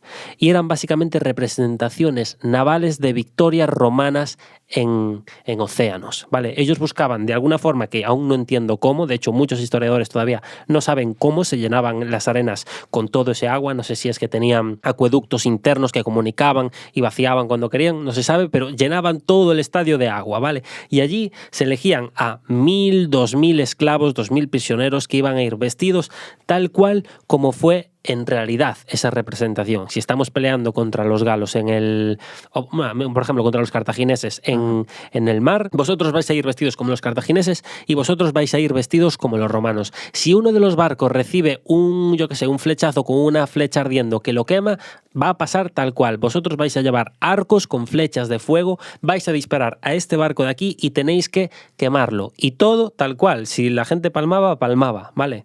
Era un espectáculo visual brutal. Pero es que los esclavos palmaban. Claro, no, tú ibas allí y estabas condenado a morir, a no ser que fueras del equipo romano. Entonces, Te jode. claro. A no ser que no fuera un esclavo. Porque si soy esclavo, No, voy a es que morir. eran todos esclavos, ¿eh? A todos. Todos esclavos. No había ningún romano así. No, Vale, por lo vale. general eran miles de esclavos, ¿vale? Que se Vale. los vestían para representarlos. De hecho, a estas tipo de representaciones, lo más normal es que como eran esclavos iban a morir. Entonces no había forma de que se salvasen. Tenían todos que saludar al César. ¿Vale? Tenían todos que hacer ese famoso dicho que todo el mundo conoce como Ave César. Los que van a morir te saludan. Es cierto. Hostia, claro. Esa frase es cierta, es tal cual. Vale, la tenían que decir solo en representaciones donde sabían que iban a morir. Claro, el tema de las naumaquias, como eran los espectáculos más grandes, no se hacían tanto en las épocas de gran esplendor de Roma se hacían un montón, pero luego solamente se utilizaban como táctica. Como se utiliza hoy en día muchas veces alguna especie de estratagema para intentar desviar la vista de los plebeyos cuando algo va mal. ¿Vale? El fútbol. El fútbol, por ejemplo. Pues aquí, a lo mejor cuando algo iba mal en la ciudad, necesitaban que la gente mirase para otro lado. ¡Oh! Mañana la gran naumaquia de la guerra contra no sé quién. ¡Oh! Estáis todos, tenéis que verlo porque no sé qué, no sé cuándo. Entonces todo el mundo miraba para las naumaquias, no miraban para el incendio que hay ahí al otro lado, ¿sabes? Es increíble cómo a día de hoy no ha cambiado absolutamente nada. Ujú. El que no conoce su historia está condenado a repetirla. Y es verdad. Pues es sí, cierto. es bastante, se repite, la historia se repite. Joder. Y luego de las naumaquias tenías más espectáculos, por ejemplo, con animales. Solían encerrar a dos animales para que se enfrentasen a muerte. Y esto podían ser tanto rinocerontes, como jirafas, como osos, como lobos, leones, tigres, ¿vale? Cualquier animal exótico en aquel momento los condenaban a enfrentarse entre ellos, o incluso a un grupo de prisioneros a enfrentarse a un león. Es Porque verdad. disfrutaban viendo cómo el león devoraba a cada prisionero y acababan todas las vísceras esparcidas por la arena. Y luego también estaban las cacerías, gladiadores que cazaban animales, ¿vale? Y ahora, Animales. sí, cazaban animales. Es que claro, ahí ya entramos dentro de las batallas de gladiadores, ¿no? El gran espectáculo que todo el mundo conoce del Imperio Romano, ¿no? La famosa figura del gladiador. En el tema de los gladiadores, como os dije ahora, no solo eran gladiadores contra gladiadores, también podían cazar animales peligrosos. Osos, que muchas veces no sé qué era peor, la verdad, si un gladiador o un oso. Es que un oso. Pues se enfrentaban a ellos, a rinocerontes incluso. Es una barbaridad. Ahora, vamos a hablar de los gladiadores, porque la vida de un gladiador es muy interesante y mucha gente igual piensa que un gladiador es una figura reconocida, y lo es, pero es que un gladiador no deja de ser un esclavo, ¿vale? Al fin y al cabo es una persona que trabaja para su amo. ¿Por qué? Hay una figura que se llama la figura del lanista, que es esa persona que simplemente tiene el trabajo de, digamos que revisar un número de esclavos que han pillado pues, de tal sitio y ver su genética. Si consideran que pueden ser futuros gladiadores, los compran y los entrenan para poder darles ese ingreso a futuro, ¿vale? Vivir de ellos, de su show. ¿Y dónde los llevan? Pues a las escuelas de gladiadores. Hay escuelas para ellos, están aparte, y allí básicamente se entrenan con espadas de madera y los entrenan de cómo tienen que moverse, tema de viendo un poco cómo es su genética, si es más, por ejemplo, más acróbata, si es más forzudo, si es más bruto, entonces le dan un determinado entrenamiento. Así hasta que reciben como todos los puntos y entonces se considera que pueden ir a examen, donde hacen una última batalla, donde tienen que llevar a cabo todo lo aprendido. Muchas veces eran batallas reales, con armas reales, otras a veces era de madera, dependiendo del lanista. Si decía, no, este no me lo mates, este por si acaso es muy bueno, pero por si acaso que peleen con espadas de madera, que el otro nunca se sabe, ¿no? Vale. Entonces hacían una pelea y si la superaba, entonces estaba listo para poder combatir en las arenas de los anfiteatros, ¿vale? Que conste que por aquel momento la vida en la escuela tiene cosas buenas y tiene cosas malas, ¿vale? Las cosas malas que tiene es que al fin y al cabo no tienes libertad, estás condenado a estar ahí, tienes que dormir en celdas porque no dejas de ser un esclavo, pero dentro de la vida de un esclavo, la de un gladiador no estaba tan mal porque por lo menos tenías 3 comidas diarias, comidas que se basaban muchísimo en el grano, en la cebada, en el trigo. Tenías masajes musculares gratuitos porque al fin y al cabo buscaban tu recuperación muscular, te entregaban descansos merecidos, ¿vale? Donde no se te entrenaba porque era importante el descanso de este entrenamiento. Y luego de eso solía pasar una esclava a recoger básicamente su sudor en frascos porque después la figura del gladiador también se utilizaba para la imagen y A las mujeres les llamaba mucho les llamaba mucho la atención la figura de un gladiador porque se decía que, a ver, tanto su sudor se solía, por ejemplo, utilizar para mezclar con cremas y se las ponían en la cara y pensaban que así iban a ser más atractivas, que iban a llamar más la atención de los hombres. Pero es que ya no es solo el sudor, lo más heavy es que incluso llegaban a recolectar su sangre. Sí, llegaban incluso a vender la sangre de un gladiador, que se las bebían las mujeres porque pensaban que mejoraba la fertilidad. Y también se la bebían, tanto hombres como mujeres, porque se pensaba que eran como medicamentos, que podían curar enfermedades como la epilepsia, por ejemplo. Y ahora que un gladiador ya está formado, vamos a ver cómo son sus combates en el anfiteatro, ¿no? Cómo son las peleas contra gladiadores. Porque al fin y al cabo, ya para empezar, un gladiador no solamente se especializaba en un arma, había diferentes tipos de gladiadores. Dependiendo de qué arma utilizases, si utilizabas espada y escudo, a lo básico, eras un determinado tipo de gladiador. Pero si utilizabas tridente, eras otro gladiador. Si utilizabas el mangual, este mango que estaba conectado con cadenas a bolas de pinchos que los utilizaban, ¿vale? Eso es un mangual, pues utilizaban eso, ya eran otros gladiadores. De hecho, había algunos que iban a caballo y peleaban con arcos y flechas. Y se llamaban los Sagittarius. Ah, por eso el símbolo es un caballo, ¿no? Sí, pues peleaban así, se conocían con ese nombre. Claro, las peleas de gladiadores. A ver, un gladiador está hecho siempre para entretener, para mover masas y hacer que todo el mundo vaya a ver a su héroe. Porque un gladiador es un héroe para el pueblo. ¿Vale? Los niños jugaban con figuras de gladiadores, iban a ver a su gladiador favorito combatir contra otros gladiadores, contra animales o incluso contra grupos de prisioneros. El tema, vamos a movernos ya a cuando un gladiador ya entra en combate, ¿no? Tú cuando vamos, por ejemplo, a una pelea estándar entre dos gladiadores. Por lo general, cuando un gladiador entra en combate, lo primero que tiene que hacer es saludar al organizador del evento. A veces es el emperador, a veces es un político, es un senador, pero tienen que acercarse a ellos y saludarles formalmente antes de empezar la pelea. Luego de eso, en una pelea estándar, por lo general lo que debería pasar es que comienza la pelea entre los dos gladiadores y cuando uno de ellos se desarme o acabe en el suelo y el otro lo esté a punto de matar, el juego se pausa. ¿Vale? Lo deberían pausar ellos y si no debería haber un árbitro controlando eso. Pero deberían pausarlo ellos. El árbitro dudo mucho que se meta en medio a separarlos, la verdad. Bueno, silbato no habría, ¿no? Para algo está el árbitro. Claro. El tema, ¿qué pasa ahora? Ahora, como el otro ha perdido, su vida queda a disposición del organizador del evento. Él es el que elige si vive o muere. Y aquí es donde podría entrar el famoso juego del pulgar. Es verdad. Primero, ¿el pulgar es mentira o es verdad? A ver, yo creo que algo de verdad debe de tener, ¿no? A lo mejor no es tan así como en la película, pero Hollywood siempre le da un toque, pero una seña tiene que haber. Tiene que ser mentira.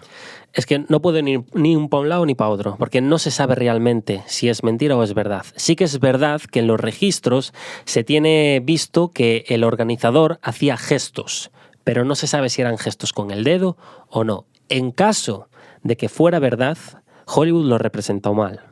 Esto supuestamente es que vive, y esto es que muere.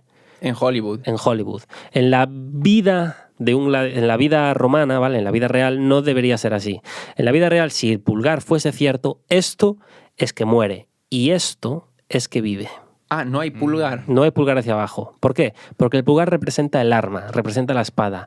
La espada hacia arriba es una espada desenvainada, dispuesta a acabar con el enemigo. Sin embargo, si no hay pulgar, es que la espada está envainada. Que no hay espada. No hay espada, entonces no se debería matar. De todas formas, una cosa que sí se hacía era que el público, claro, el organizador se dejaba un poco llevar por el público. Dependiendo de lo que pidiera el público, el organizador cumplía sus deseos, ¿vale? A no ser que el lanista dijera, no me interesa que lo mates. ¿Vale? Ah, qué perros. Podías. La corrupción en Roma estaba bien vista, entre comillas.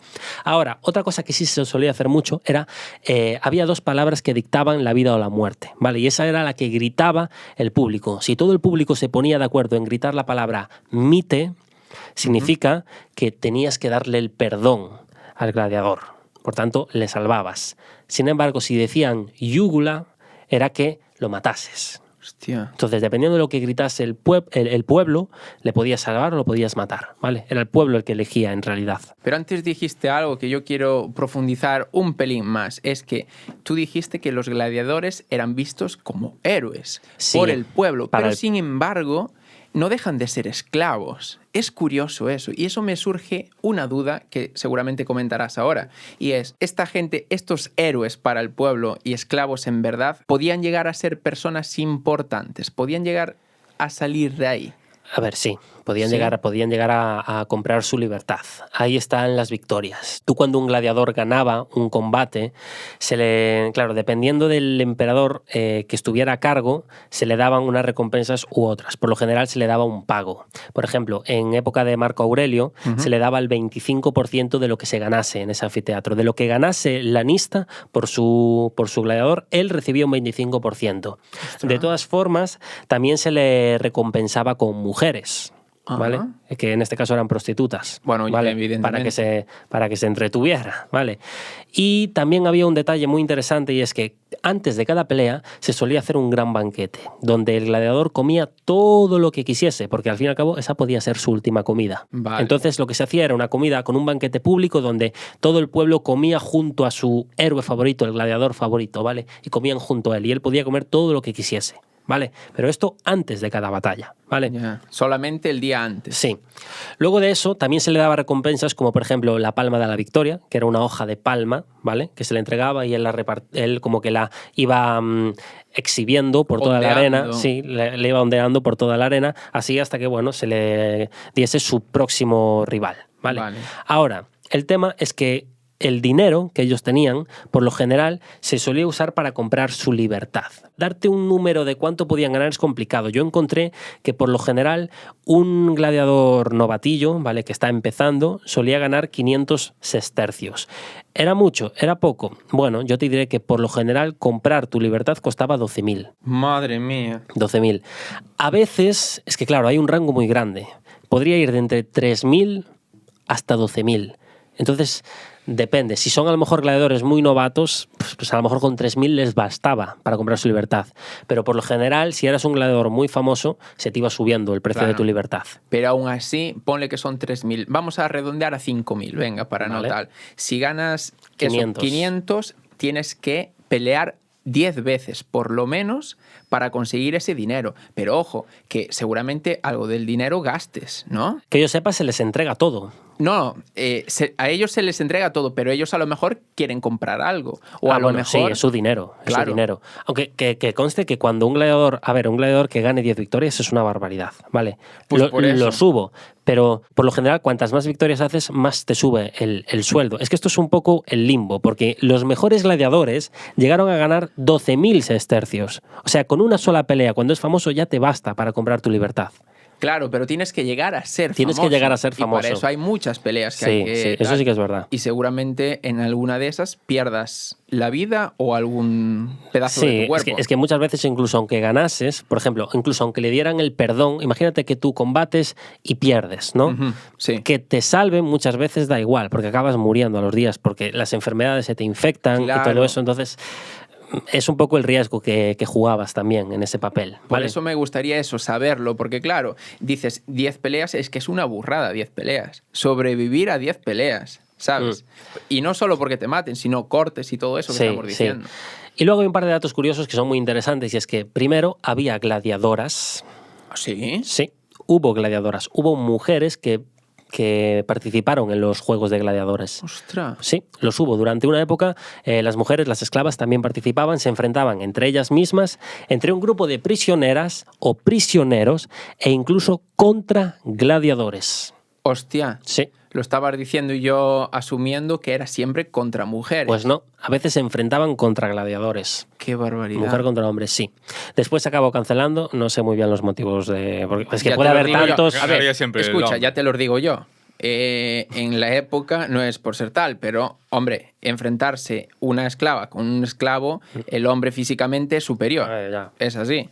Entonces, esos serían los motivos principales. Y otro dato muy curioso es que los emperadores muchas veces se hacían pasar por gladiadores. Sí. Peleaban como gladiadores. Sí, un emperador. Sí, Pero dilo, una dilo. pregunta. Claro, ¿cuál es la cara B de la moneda? Porque el gladiador que estaba tuerto tenía... No, es que no peleaban contra otro gladiador. Peleaban contra un grupo de prisioneros que iban desarmados. Vamos. Entonces él era su patio de juegos. Me lo veía venir. Pero sí, Lamentable. se vestía como un gladiador, que entren de uno en uno. Claro. Y empezaba... O sea que eso Hollywood lo resumió muy bien en la película de Gladiator, ¿no? Porque no voy a dar spoilers, pero sí que hay una escena donde la persona con la que se enfrenta tiene un par de cortes, o Sí. sea, no sale muy bien Sí, al sí, campo sí. de batalla, ¿no? Y luego el tema de las peleas de gladiadores fue desapareciendo porque llegó el rival número 1 de todo el mundo, que fue el cristianismo. Entonces, poco a poco, el cristianismo se fue asentando y, claro, está mal visto, ¿no? Peleas de gladiadores en el cristianismo. Entonces fueron desapareciendo poco a poco. ¿Vale? Ah, Y ahora, por ejemplo, vamos a hablar hablando de emperadores, vamos a hablar de cómo era la vida de un emperador, ¿no? es verdad. Vamos, ya que antes nos pusiste el ejemplo de que somos esclavos, ahora ponnos el ejemplo de que somos Vale, emperadores. somos emperadores. Imagínate, Yo solo os voy a decir una cosa. A mí, yo si viviera en Roma, no me gustaría ser el emperador. ¿no? Era lo último que querría. Lo último. Lo Bueno, último, te subiste al columpio. Bueno, lo último, sí, me he subido al columpio. Ser un esclavo es duro de. Claro, duro. claro. Pero es que un emperador le llega bien, ¿eh? Porque un emperador sí tiene cosas buenas, ¿vale? El emperador, al fin y al cabo, la clase más alta, es el que dicta las leyes, el que las abole, es la cabeza religiosa, Sí. es la persona que controla el calendario, él elige días festivos. Este día no se trabaja, señores. Muy bien. Lo único que no podía tocar este hombre eran las tradiciones. El sol invicto no lo puedes cambiar, ¿vale? Son tradiciones que están ahí fijas. Pero este hombre era como el pilar, el que controlaba tanto el tema político, tema económico, tema social, religioso, ¿vale? Incluso este tío podía dictar quién se salvaba y quién no. O podía ordenar matar a quien le diese la gana. Hasta que lo mataran a él. Exacto. Y se hacía. Si ordenaba matar incluso a su mano derecha, se tenía que hacer, ¿vale? Me da igual, soy el emperador, aquí mando yo, ¿vale? Claro. El tema es, ahora, el emperador, bueno, obviamente, ¿dónde vive? Bueno, pues vive en su palacio, ¿vale? Suele vivir en la colonia palatina, que es estas colonias donde se encontró la loba, Rómulo y Remo, que es donde se fundó Roma. Pues solían construir su palacio justo ahí, como honor a Rómulo, ¿vale? Claro, bueno, el palacio del emperador, ¿qué decir? Son kilómetros de paseos con jardines, con estatuas de mármol, de oro, el interior, un montón de salas con aguas termales propias, esclavos trabajando para él, tenía una sala donde él se sentaba en el trono y recibía las visitas, siempre desde su trono, él siempre desde arriba viendo a la gente abajo, ¿vale? Exacto. Efectivamente. Ahora, ¿por qué digo que a mí no me gusta la figura del emperador? Porque es un cargo muy, muy estresante. Al fin y al cabo, hoy en día, en España, si algo va mal, ¿a quién se le echa la culpa? Sí. Al jefe. Exacto. Entonces, allí era igual. Si algo va mal en Roma, se le echa la culpa al emperador. Vale, joder, es que hoy no hay manzanas en el mercado. Me cago en el emperador, tío. ¿Cómo es posible que no haya manzanas hoy en día? Buah, hoy pasó no sé qué día. Nada, es culpa del emperador porque no arregló estas calles. Siempre buscaban al emperador. Entonces siempre se le echaban las culpas los plebeyos, ¿vale? Claro. Claro, dentro del Senado, sí, el emperador recibía todas las quejas, pero el emperador era el que se encargaba de que cada senador hiciese bien su trabajo. Y el emperador, lo más complicado es que tenía que mantener feliz a todo el mundo, tanto al pueblo como al Senado. Y sobre todo al Senado, porque el Senado es el que le va a defender. De hecho, dentro del Senado existe la figura de la Guardia Pretoriana, que son militares que lo único que hacen es encargarse de la seguridad tanto del emperador como de su familia. Y tú, como emperador, lo último que te interesa es perder aliados. Entonces tienes que mantener a todo el mundo contento. ¿Ok? ¿Qué pasa si no lo haces? Pues entonces van a empezar a haber conspiraciones. Y si tú no tienes aliados que te defiendan, estás muerto. Porque como os dije al principio, en Roma nunca estás protegido del todo. Le pasó al César. Le pasó al César. Y mira que fue importante el César. Y mira que hizo cosas bien y aún así acabó muerto. Claro. Pues ese es el problema que te puede pasar. Que puedes acabar siendo envenenado, puedes acabar directamente siendo asesinado, pueden hacer contigo lo que quieran, porque tampoco mandas tanto, ¿vale? Tienes que mantener Tú eres la imagen, ¿vale? Pero por detrás de ti eres básicamente un monigote, ¿vale? Sí, puede ser un títere, un poco. Puede ser un poco títere, sí. Un poco. Aunque...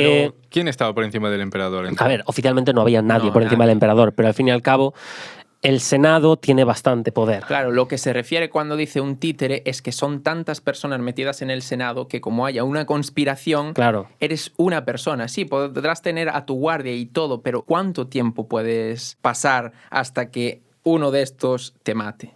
Le pasó al César. Quiero decir, tú no cuentas con eso.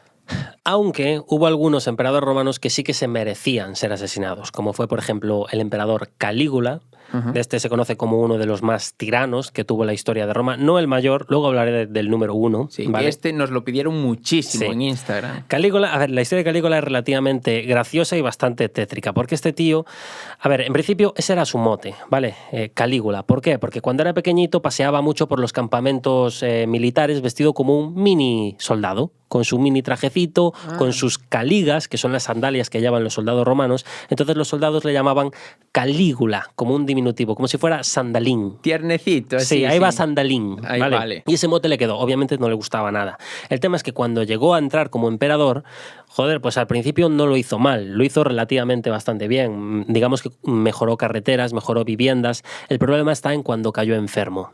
Porque de repente, no sé si fue por envenenamiento o por causa natural, este emperador va a caer enfermo, va a superar esa enfermedad, pero cuando la supera ya no es el mismo, ya es un tirano, porque piensa que le han intentado envenenar.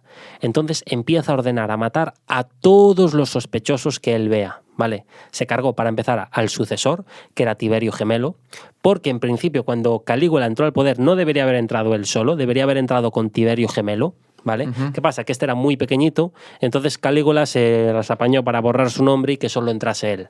Entonces él a lo mejor pensó, igual por venganza buscó matarme, entonces me lo cargo. Pero también se cargó a familiares suyos, se cargó a un montón de senadores que iban en su contra, según él. De hecho, incluso se llegó a cargar al hombre que lo colocó en el puesto de emperador. Madre mía. Se lo llegó a cargar, sí.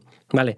Y luego este tío se le empezó a ir de la cabeza porque empezó a hacer pues un montón de orgías en los palacios, por ejemplo. Sí, era famoso por sus orgías. Y después de eso mandó construir 2 barcos gigantescos, ¿vale? De los que dentro quería que se construyeran palacios flotantes. Palacios donde seguir con sus orgías. Estaba obsesionado con las orgías. Estaba obsesionado. Cabrón. Pero el tema es que hacer estos barcos costaba muchísimo dinero. ¿Y de dónde viene ese dinero? De Roma. Del pueblo. Del pueblo. Estaba gastando el dinero que tenía Roma. Porque después de eso, aún quiso hacer, por ejemplo, un circo romano privado, donde quiso que en el centro estuviera un obelisco traído desde el propio Egipto. ¿Vale? Desde el propio Egipto trajeron el obelisco solo para él, por capricho. De hecho, el obelisco que está en el Vaticano, en la plaza, ahí está. Ese es el obelisco. Ese es el obelisco de Calígula. Otra buena curiosidad que se llevan esta gente. Pues sí, es ese. Después, bueno, están todos los rumores con su caballo, que Seika le tenía como un mini palacio al caballo, que le daba de comer heno con pepitas de oro, con escamas de oro, que lo vestía con collares, con una armadura de oro. Bueno, eso es un rumor, no se sabe. Incluso se decía que dormía con él. Y el caballo, estoy cansado, mi jefe. Ostras. Claro. Claro, ¿qué pasa? Ese dinero va de Roma, como os dije. Entonces Calígula provocó una crisis que no le gustó nada al Senado. Entonces, ¿qué hizo el Senado? Se lo cargó. Es que En uno de esos eventos que tanto le gustaba a Calígula ver violencia de gladiadores, aprovecharon para quitárselo de en medio. Hostia, puto Senado, ¿eh? Es más poderoso de lo que parece, ¿eh? Y luego está el número 1, el mayor tirano de toda Roma, Nerón. También nos lo pidieron muchísimo. El emperador Nerón. Este fue el número 1. Ya para... A ver, es que supera a Calígula solamente por una cosa, y es el famoso incendio de Roma. Vale, en Roma sí que es verdad que podían ocurrir incendios cada 2 por 3, porque al fin y al cabo las casas estaban hechas de madera, como quien dice. Entonces sí, una casa arde y como están tan juntas, esta arde, la siguiente arde y es un efecto dominó. Pero es que qué curioso que cuando fue el imperio de Nerón, ¿vale? De repente se produjo el mayor incendio en toda Roma, hectáreas, ¿vale? Acabaron arrasadas y justo después empezó a construirse un palacio para Nerón. Hostia. Qué curioso, ¿no? En ese sitio, ¿no? Justo en ese sitio, un palacio de 50 hectáreas. La Virgen.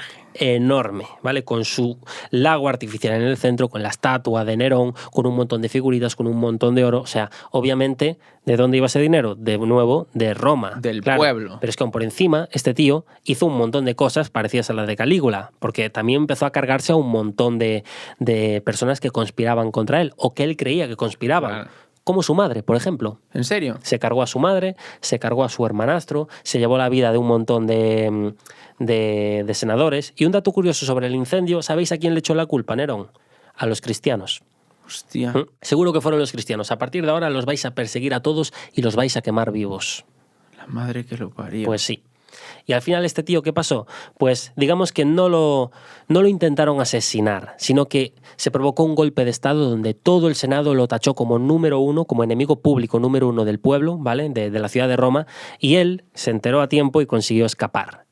¿Vale? ¿A dónde? A una villa que había. El tema es que sabía que tarde o temprano lo iban a atrapar.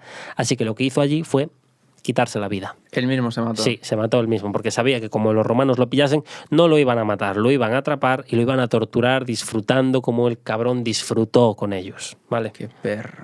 Y ahora, como dije antes, todo lo que sube baja. Vamos a hablar del final del Imperio Romano, porque está muy relacionado con las crisis, ¿vale?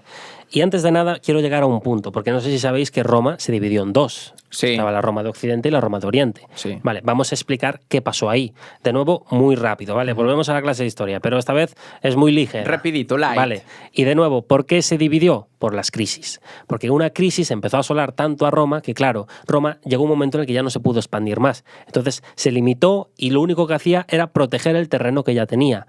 Las crisis lo complican todo, porque si hay crisis el comercio se ve afectado, no hay negocio, el imperio se debilita, los conflictos internos aumentan y entonces cada vez hay más muertes, el ejército no se puede mantener porque no hay dinero. Entonces empiezan los conflictos externos, aumentan los conflictos internos y como esto sigue así, Roma cae por la propia Roma. Así que aparece un emperador que se llama Diocleciano que busca poner como una salvación a este futuro de Roma. Él lo que hace es, no lo hace oficialmente, pero divide Roma en 4 partes.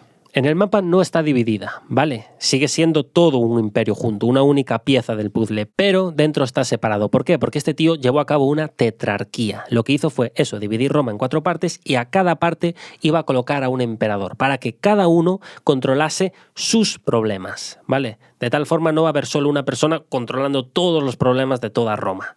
Claro, esto, ¿qué pasa? Que para algunos muy bien, pero para otros muy mal. Para la Roma de Occidente fue un coñazo, porque no podían depender de la Roma de Oriente. Tú tienes que solucionar tus problemas, no puedes pedirle ayuda a nadie. Búscate la vida para solucionar ese problema, te he puesto a ti.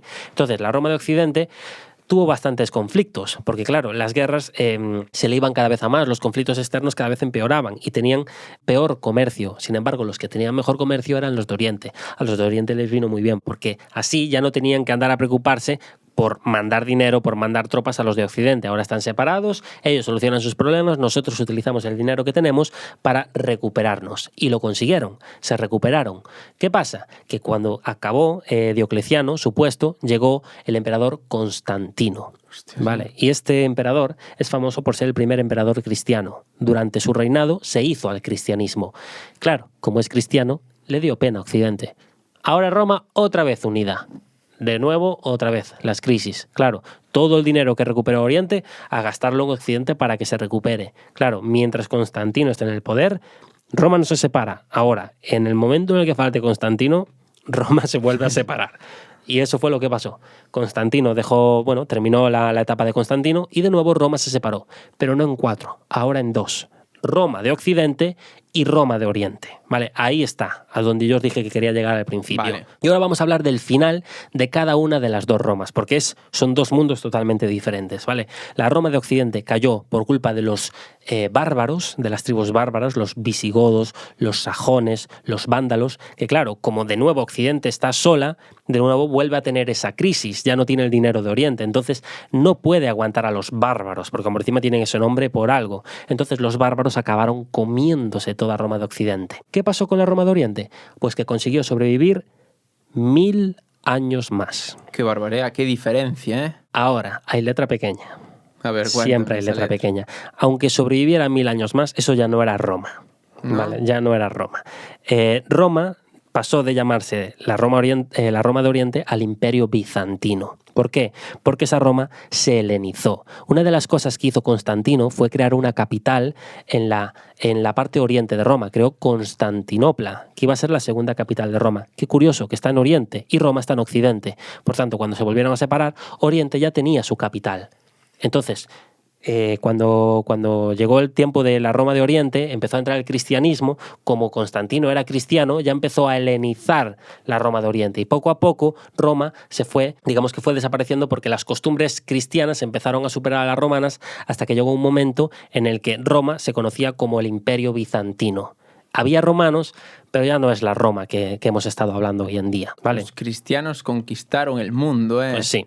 Luego acabarían siendo derrotados por los otomanos, por los turcos, pero eso es ya 1000 años después. Bien. Ahora, con lo que quiero cerrar el podcast, porque me viene bueno, nos viene de perlas para engancharlo con el siguiente, es que cuando termina la Roma de Occidente, termina una etapa. O mejor dicho, termina una edad, que es la Edad Antigua. Y después de la Edad Antigua llega la Edad Media. Que, por cierto, decimos eso porque el siguiente podcast vamos a hablar de la Edad Media y también de algo que nos han pedido muchísimo, los templarios. Así que en el siguiente podcast, que vendrá en breve, porque este mes tenemos 4 podcasts, que por cierto, os gustó muchísimo el vídeo de las catacumbas. La verdad, por fin, después de casi un mes, pudieron verlo y la verdad lo pasamos regular. Algunos mejor que otros. Lo pasamos.